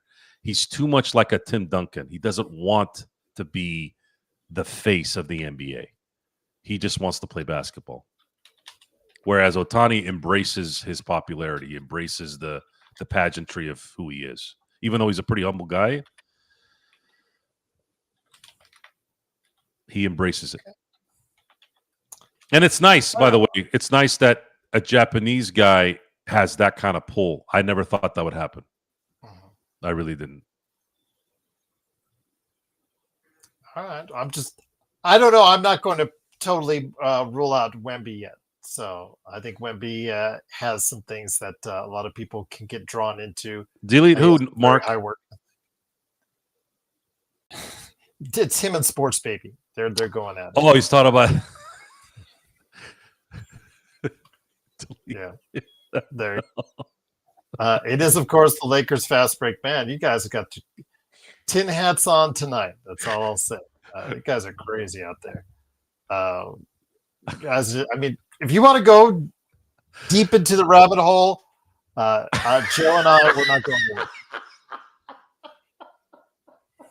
I just read why Mark told him to get. Oh man, Sports Baby said if Mark was on gear, he would walk 100,000 kilometers. Holy crap! That would mean he would walk. Geez, 4. Because he says he does 30,000 in a day. 12. If he did that, he'd have to walk. He'd have to freaking do 2 marathons a day. Maybe more. He'll walk for 8 hours at least. Oh man. No, Mark walks about 30,000 a day. Mark I think walks close to 10 miles a day. Yeah. And more power to you, my friend. More power to you for that. It's easy. I think it's easy for him to walk because his scenery there is really inspiring. Yeah. Surfer's paradise is. Yes. Yeah. So just walk up and down the beach. I mean, it's not that. I mean, human beings walk. Like there's still people out there that walk all day to go to the bazaars, to go to the markets, walk home, walk to the store. Like this, it's just the shitheads here that drive everywhere that don't know any better.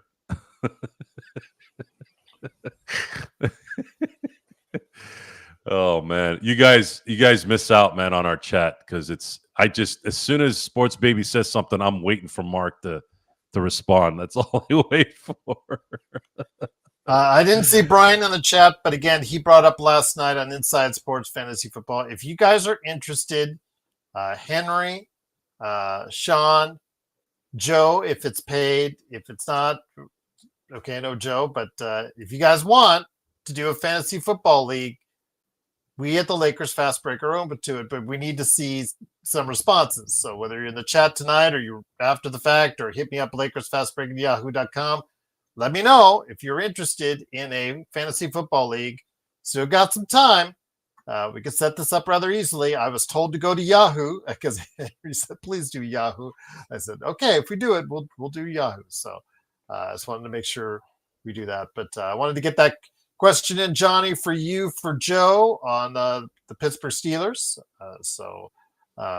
Joe, I will try to get on for another occasion on Inside Sports Fantasy Football. Real good conversation Chris Lardieri and I had last night in regards to getting you set up. But we will have one more show before the season starts. So hopefully we can get Joe and Football is going to be weird this year. There's this uncertainty with Kansas City right now that's brewing. And then there's the usual talk out of Baltimore. And then, of course, the ascension of Josh Allen. Although I think Sean McDermott might need to be the guy that proves a little bit. It's not fair that it's like that, but that's just how it is. At some point, it's going to fall onto the head coach instead of Josh Allen because you can't get rid of Josh Allen. But, I mean, the NFL is at its parity. The parity in the NFL is just in the thick of it now. You don't really know who knows what's going to happen to Matt Stafford. Is Matt Stafford going to put enough cortisone in that body to make it another 17 games during the regular season? If I was Matt, I'd let this be the last year. I thought he was done a couple years ago, to be honest. I'm surprised he's kept playing. I must love the game, but he's been beat up, man. Matt Stafford's been in the NBA in the NFL since 2008. That's pretty nuts. To put that in perspective, guys, that means he came into the league when the Lakers started the three-peat or the finals run with Gasol and Kobe. The start. It's a long time. Oh, and Rodgers has been in the league since 2005. Rodgers started for Green Bay in 2008. He was on the bench for 3 years. Wow. Crazy. It's crazy, man. I don't think anybody needs Josh Dobbs, Johnny. So, sorry. That's a good question, Hustler. If Josh Allen had Andy Reid as his coach, would he have won Super Bowl or multiple Super Bowls by now? He would have won a Super Bowl by now, yeah. Andy Reid is arguably the greatest. You could argue that he's the greatest offensive play caller of all time. I'm not saying he is. I said there's an argument for it. You still have to go to Bill Walsh. You have to go to Andy Reid, obviously. Mike Shanahan. A lot of really, really good play callers in NFL history.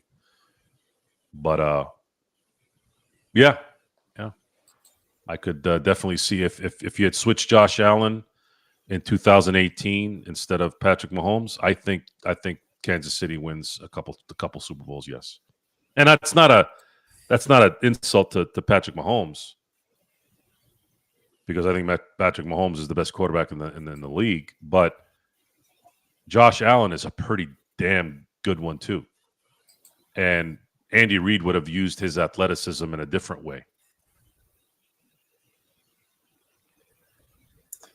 Well, are you feeling a little bit better now about the Dodgers, the way they're playing? No, not really. The problem with the Dodgers right now is they're gonna need Hae-Sung Kim to get back. They're gonna need definitely Edman to get back. I mean, those are two vital players in my view, even though Kim is still new. But definitely Edman. And one thing that they have going for them, I know there's still a month and 10 days left, but if you could fast forward to a month from now and everything's kind of the same with the pitching, the starters, they're going to be able to go into the playoffs with legitimately 4 starters. I mean, they have actually more. They'll have more, but They'll have Glass now. They'll have Snell. They'll have Yamamoto, and they'll have Otani. And then Kershaw is a wild card in there. Sheehan is a wild card in there. So those guys can piggyback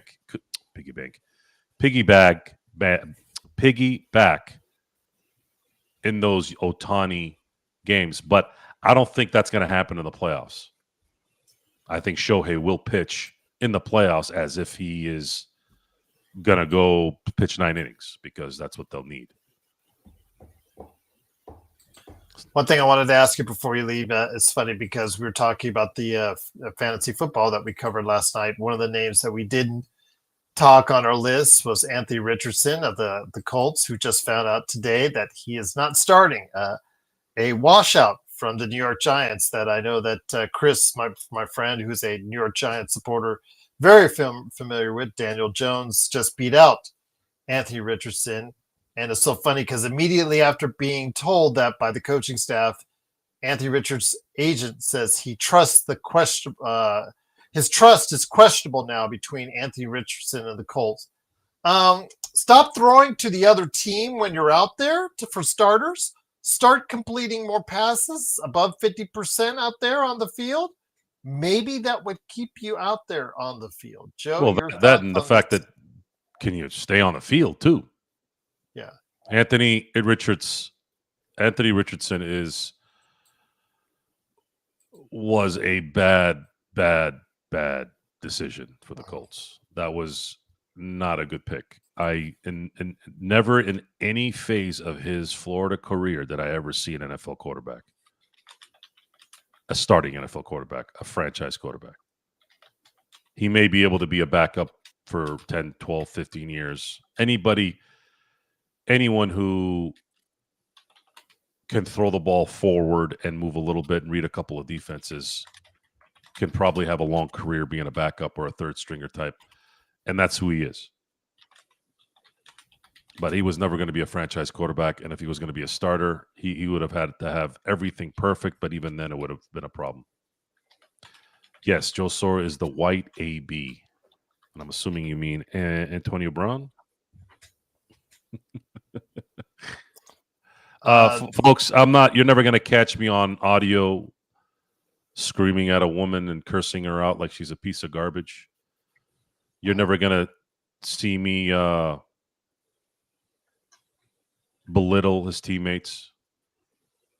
You're not going to ever see me on Twitter saying I slept with your wife to Tom Brady or any of these guys.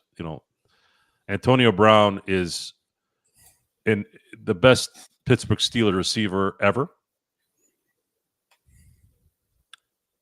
Him and Jerry Rice, 1 and 2 in terms of route running that I've ever seen. Personally, me. And should still be in the Hall of Fame. Won't probably go because of his mouth. And he is a piece of shit. He's a piece of shit. And he's the guy that I always used to say growing up, and I still do now, where that guy needs to get, no joke, he needs to get the Marty Jannetty treatment when Shawn Michaels turned on him during the barbershop. Through the barbershop yes. window, yeah. Yes. That needs to happen to Antonio Brown. Ripping the magazine. That was the cherry on top to that.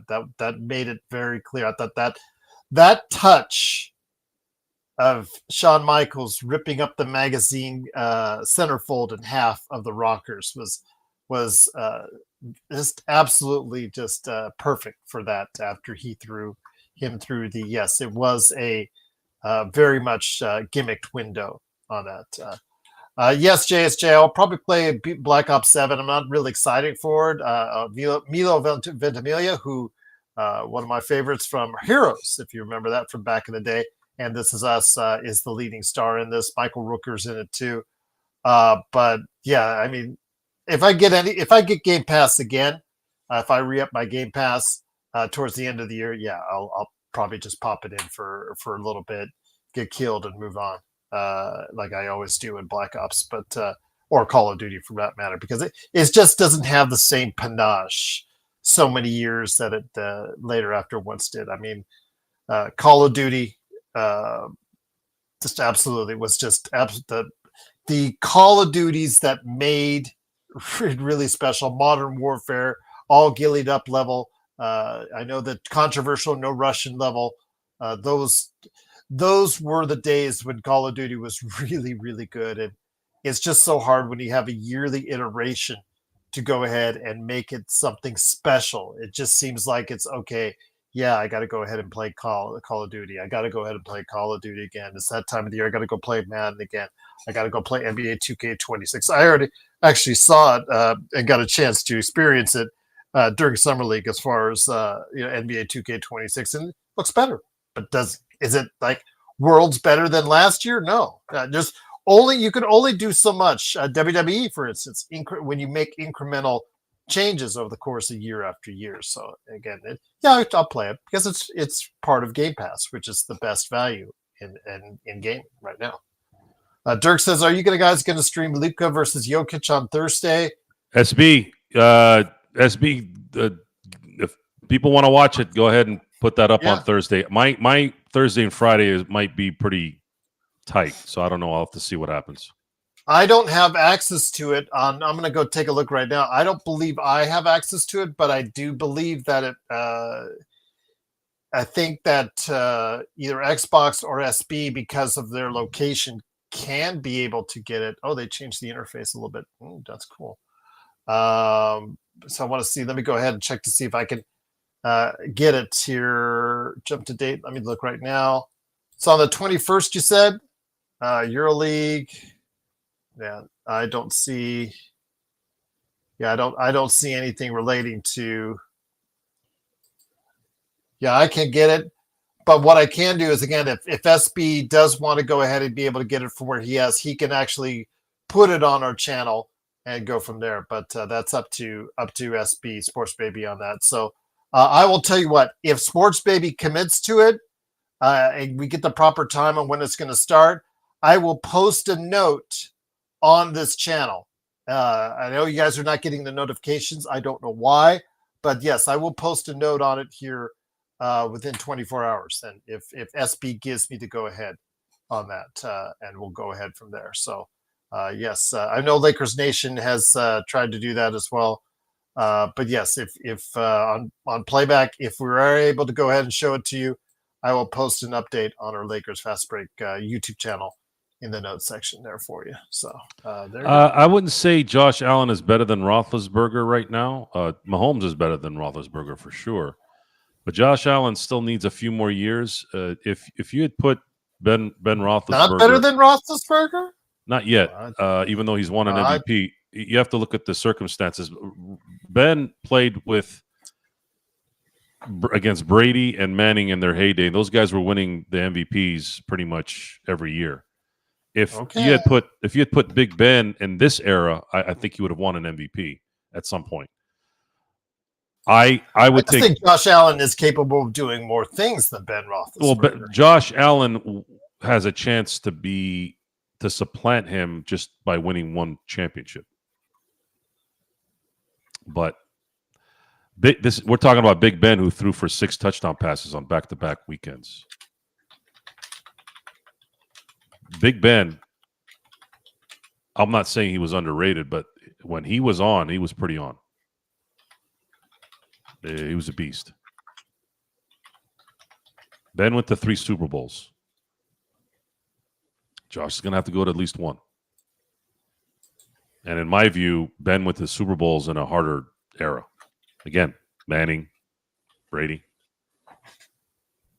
And even you can throw in Breeze in there and Eli. Those guys were big.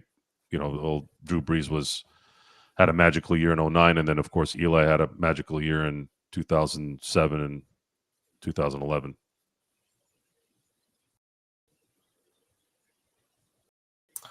He's not he might be a better football player, but he's not a better passer than Big Ben. He's not a better quarterback than Big Ben.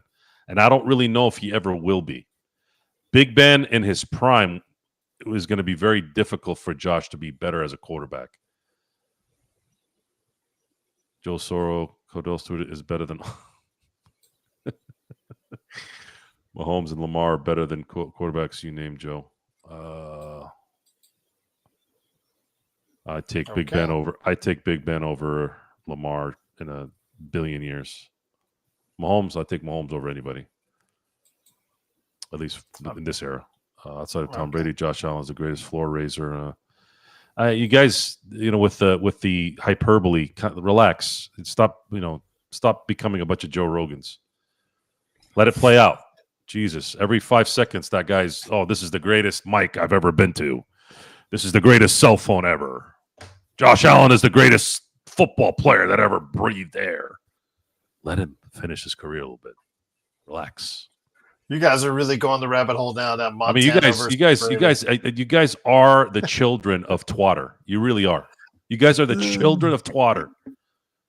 Sorry, I mean X. The chicken bake at Costco, you could actually, when you put the tin foil over it, does cover it out. So, when you take it to go, but, put it on the head type deal as well. Prisoners of the moment. It's going to be weird because next time I go to Costco, I'm going to see somebody like pull a couple sheets out of that little box of tinfoil that's always there for everybody right there. And I'm going to wonder. Picking up her hat. Can you agree Saquon Barkley is the best running back in a while? Yeah. Sure. Although Genty, as Sean will tell you, Genty says he's arrived. Who's arrived? So, Genty from the Raiders. Oh, Genty. Because he rushed for 35 yards the other day. And he said, "I've arrived." That's always a and bad it's a sign. top 15 pick. That's a bad sign when someone says they've arrived and they haven't even played a game yet. Yeah, I hear you. If the Bills win the Super Bowl, I think all surviving members of the 90s Bills teams should get Super Bowl rings as well. Why? They didn't play in it. They're giving away Shohei Ohtani rings at the Dodger game. What am I going to do with some fake ass ring that I didn't win this ring? I'm not accepting a ring unless I'm in it. Ask any quarterback coach. Allen is a better passer than Ben, according to Jacko. According to ask any. No, he's not, guys. He's not. Josh Allen will probably never be a better passer than Big Ben. Dude, you have any idea how good Big Ben was as a quarterback?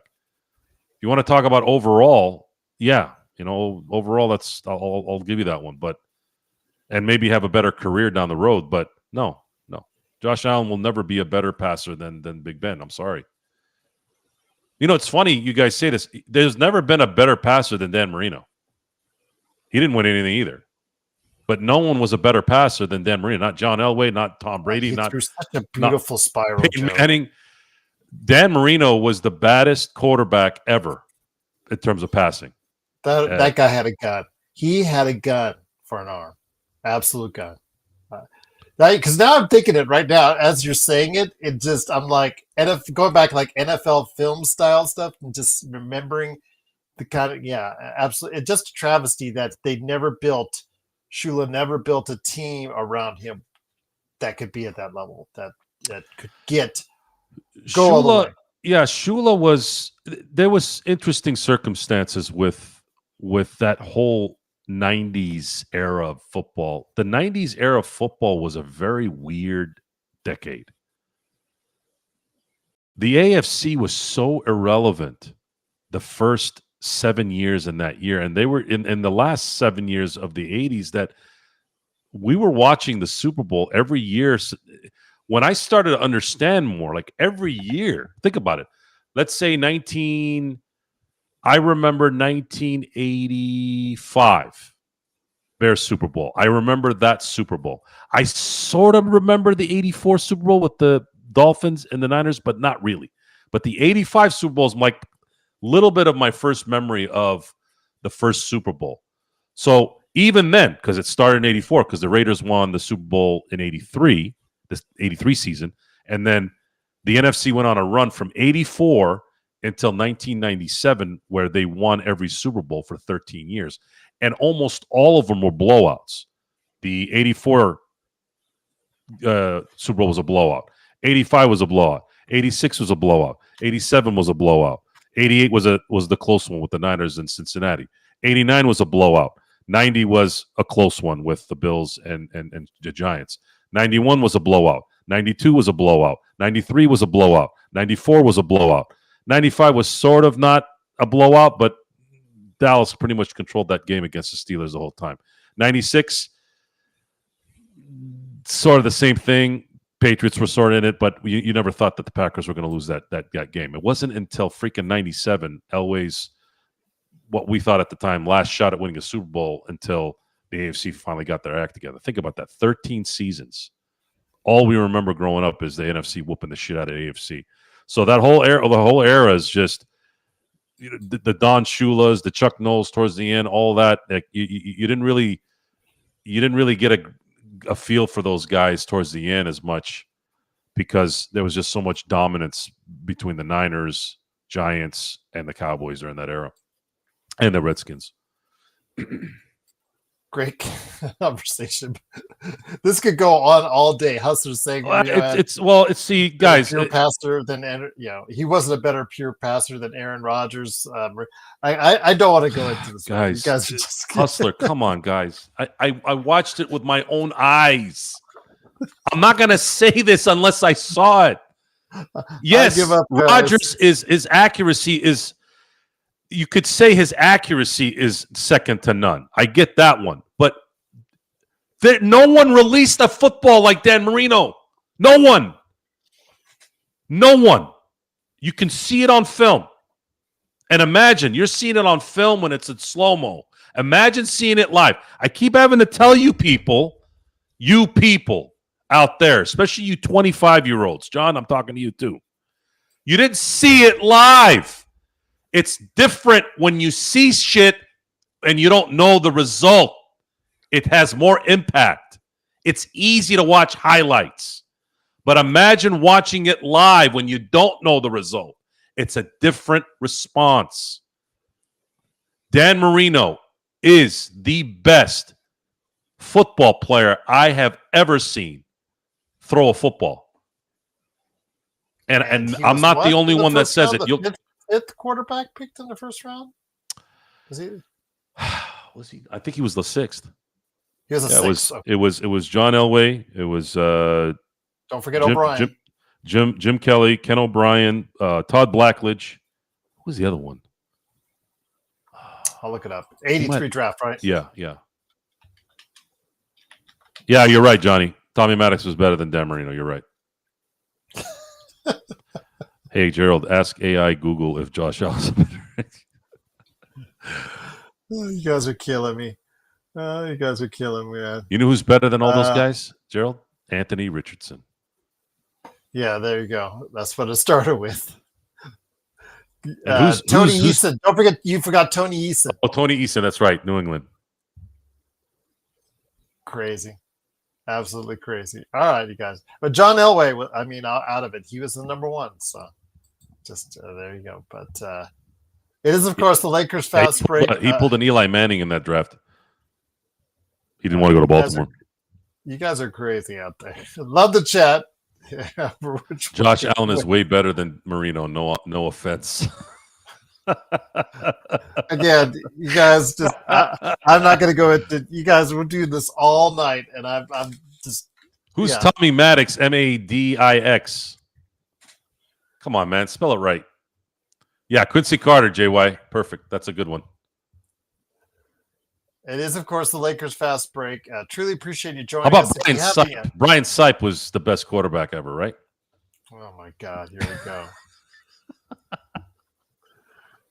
Don't get me started. How many quarterbacks do they have in camp right now? 5 now? So the hilarious thing about the Browns is they drafted 3 quarterbacks, and then they picked up Kenny Pickett, who's injured right now, and they still starting Joe Flacco. And don't forget Tyler Huntley. Oh, man, Cleveland. Cleveland. Hilarious. We should be and Deshaun happy. Watson. We forgot Deshaun Watson. And we don't even have Deshaun Watson in there. The best part here, guys, is whenever you feel down as a Laker fan. I mean, this is a Laker channel, so I'm going to end this on a Laker note. Please. The Lakers,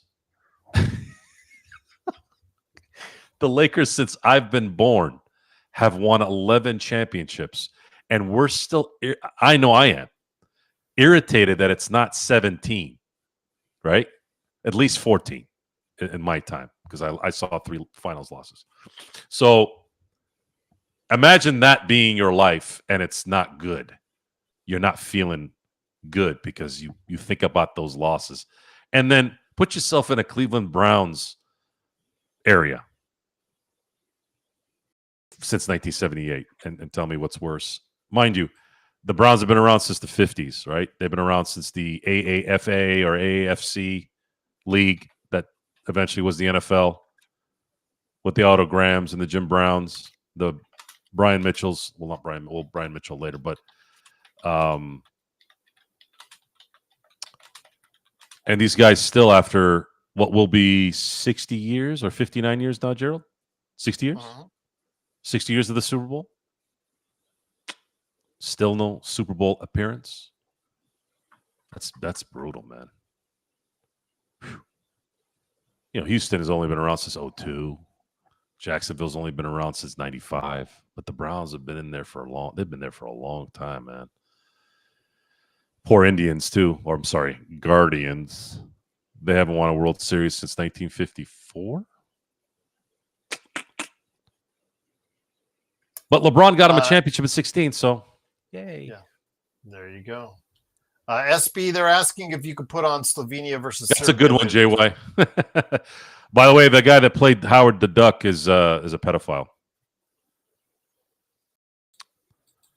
So now that movie is ruined for me, and I love that movie. Or I loved it. You love Howard the Duck? Oh, I love it. Loved it when I was a kid. Loved it when I was a kid. Because I love the actors in it. Tim Robbins and see this face? Lorraine. This is my stunned McFly. face. You didn't like Howard the Duck?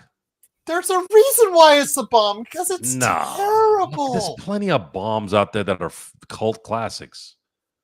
That is not. What, you didn't like Showgirls? I saw Showgirls in the theaters. Well, I didn't go that far. I was watching on cable. Elizabeth Berkley was gorgeous at that period of time, but I'll tell you what, they acted. The problem is they went to act. And that was the problem with that entire place. They started acting, and it was bad. That is a bad movie. So if she was, who's better, Magic or Kobe? That's a tie. Okay, it's a tie. Joe loves the BC. Yes. Well, again, Leah Thompson and Howard the Duck. Okay, I'll leave it at that. But it is, of course, the Lakers. Bestiality in Howard the Duck. Not really. I was a kid. It was a duck.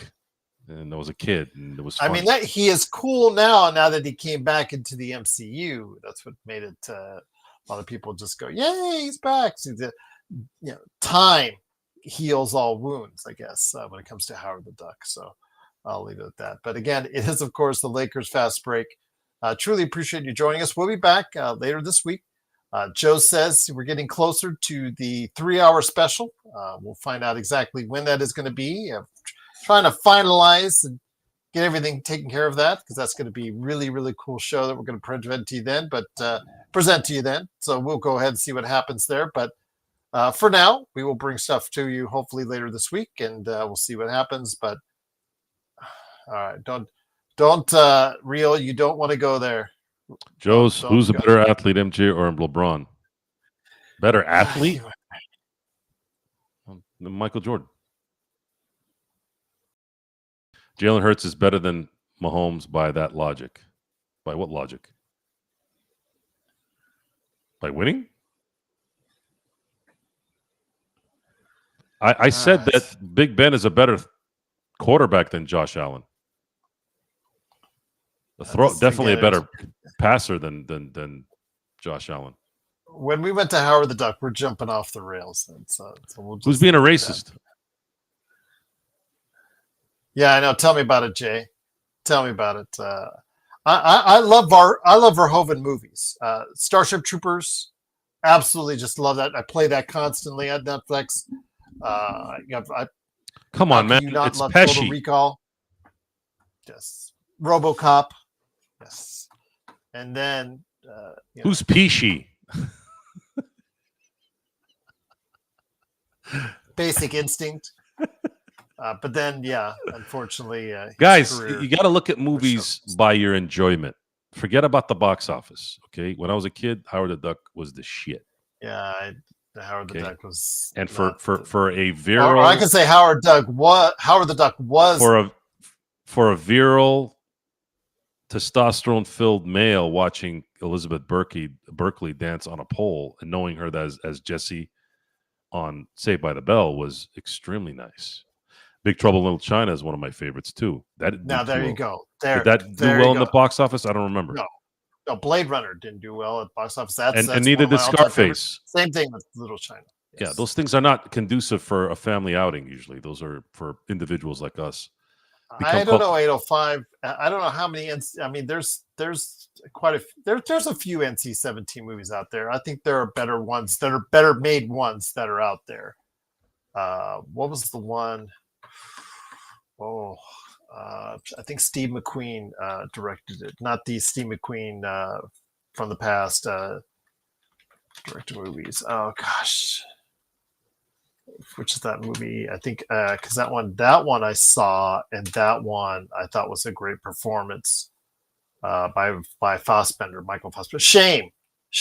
I believe there's an NC-17 cut of that, and that was actually a really good movie, well-made movie. So I'll leave that there. So I haven't seen an abundance of those type of movies, NC-17 movies, but I could say that's better than Showgirls. But Elizabeth Berkley, it drew me in because how she looked, because I thought she looked fantastic. And then I was just starting here in Las Vegas in the first couple of years I was here, and thought, okay, let's see how it is. And I'm like, that is nothing like what being a showgirl is all about in Vegas. That was so not what was actually going on. I mean, yeah, that was bad. Yeah, it was bad. Maverick was good. Movie of the decade. That's a hot take. Okay, Juan. That might be almost as crazy as your conspiracy theory talk earlier, but okay. All right. We'll go from there. It is, of course, the Lakers fast break. It is, of course, the Monkey. Oh. There's a movie called The Monkey? Yeah, there's a movie that came out earlier this year, I believe it's The Monkey. Didn't do great. I'll just say it critically or I haven't had a chance to see it yet, so I don't want to put too much stock into it either which way. So if you think it was a great movie, then absolutely more power to you on that.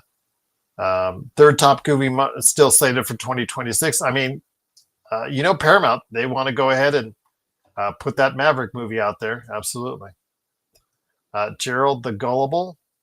No, I'm not gullible. I'm just reading what you're saying, Juan. So you're the one. Yeah, Juan. You don't talk like that coming from Stockton. Yeah, Juan the Misguided. I will call you Juan the Misguided. How about that? You're not gonna call me one. names. I'll come up with better names for you. So yeah. You're not the one. So yeah. Top Gun Maverick, because Hustler. There's also the Maverick movie with Mel Gibson, which is good too. I believe a riverboat gambler along with Gerald the Misinformed. No, Juan the Blatant Idiot. Oh, yes. You are the misinformed one. You choose not to do your research, Juan. You choose to go ahead and seek out Twitter for your information. You do not actually do your research. You are the misinformed. Why haven't you sued the NBA? If you think it's rigged, why haven't you sued the NBA? Why haven't you taken issue with it? Why hasn't any of the other teams that have lost in the lottery taken issue with it? If it's try again. Try again what? You have to have the burden of proof, not us. You're the one making the accusation.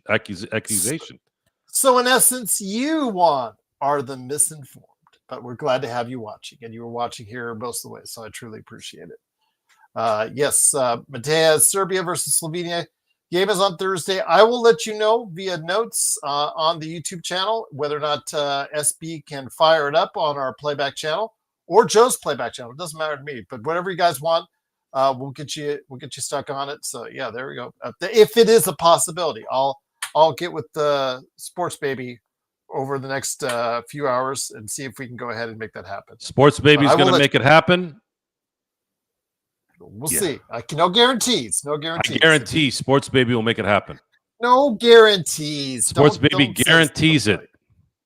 Telepathy.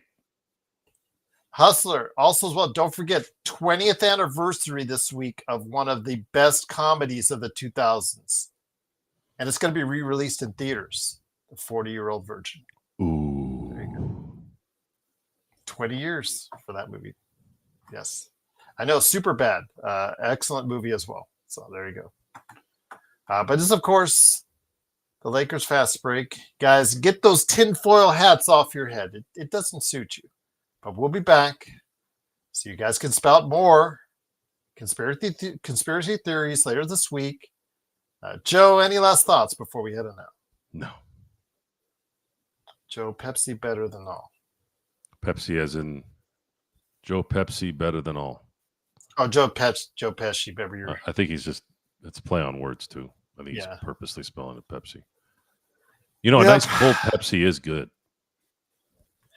Not to Costco because they went to Coke. Really? Ruben says, yeah. They're changing them all over. They changed them all over Las Vegas. Terrible. Ruben says Luka should wear knee pads on both knees the rest of the way. Why? Hopefully no more teammates will fall on him. That will help. That's the case. But I will let you guys know via the he got notes. A bruise on his knees. Relax. People get hurt. People get hurt on the court all the time, man. You just got to play through it sometimes. What do you guys think this is? Just a bunch of skipping around, not getting hurt? The new prebiotic Pepsi. Enjoy. These guys are talking a different language. The probiotic ones, I think. Not prebiotic. Probiotic. I don't want to. When I drink a soda, I want a real soda. If I want to think about my health, I won't drink a soda. How about that? Just give me the regular shit if I'm going to drink it. That's Pepsi well said. 0, Pepsi 1%, Pepsi 4%, Pepsi probiotic. Just drink the goddamn Pepsi. It's soda. It's all bad, no matter what they say on there. Okay, it'll rot your teeth out anyways. Okay, you think a cigar isn't healthy, right? But I still have a cigar every now and then. Enjoy your life. All right. What else are you gonna do? What's the worst thing that can happen? You die? You're not gonna know. You'll be gone. You won't give a shit. This PSA has been brought to you seriously by all of us here. Yeah, you won't remember. Just like how when you go to sleep, just imagine you won't wake up. You don't feel anything. It's done. It's over. You enjoy the Pepsi, man. Enjoy the real Pepsi. I'm joking. Enjoy green tea and mushrooms are better. Everyone have a great week, and we'll see you later this week right here at the Lakers Fast Break Podcast.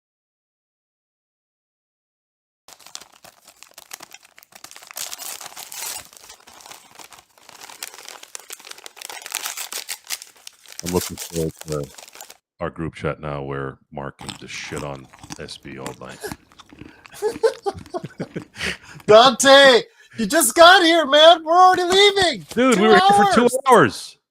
Yes, 2 hours. That means you have to watch it from the beginning.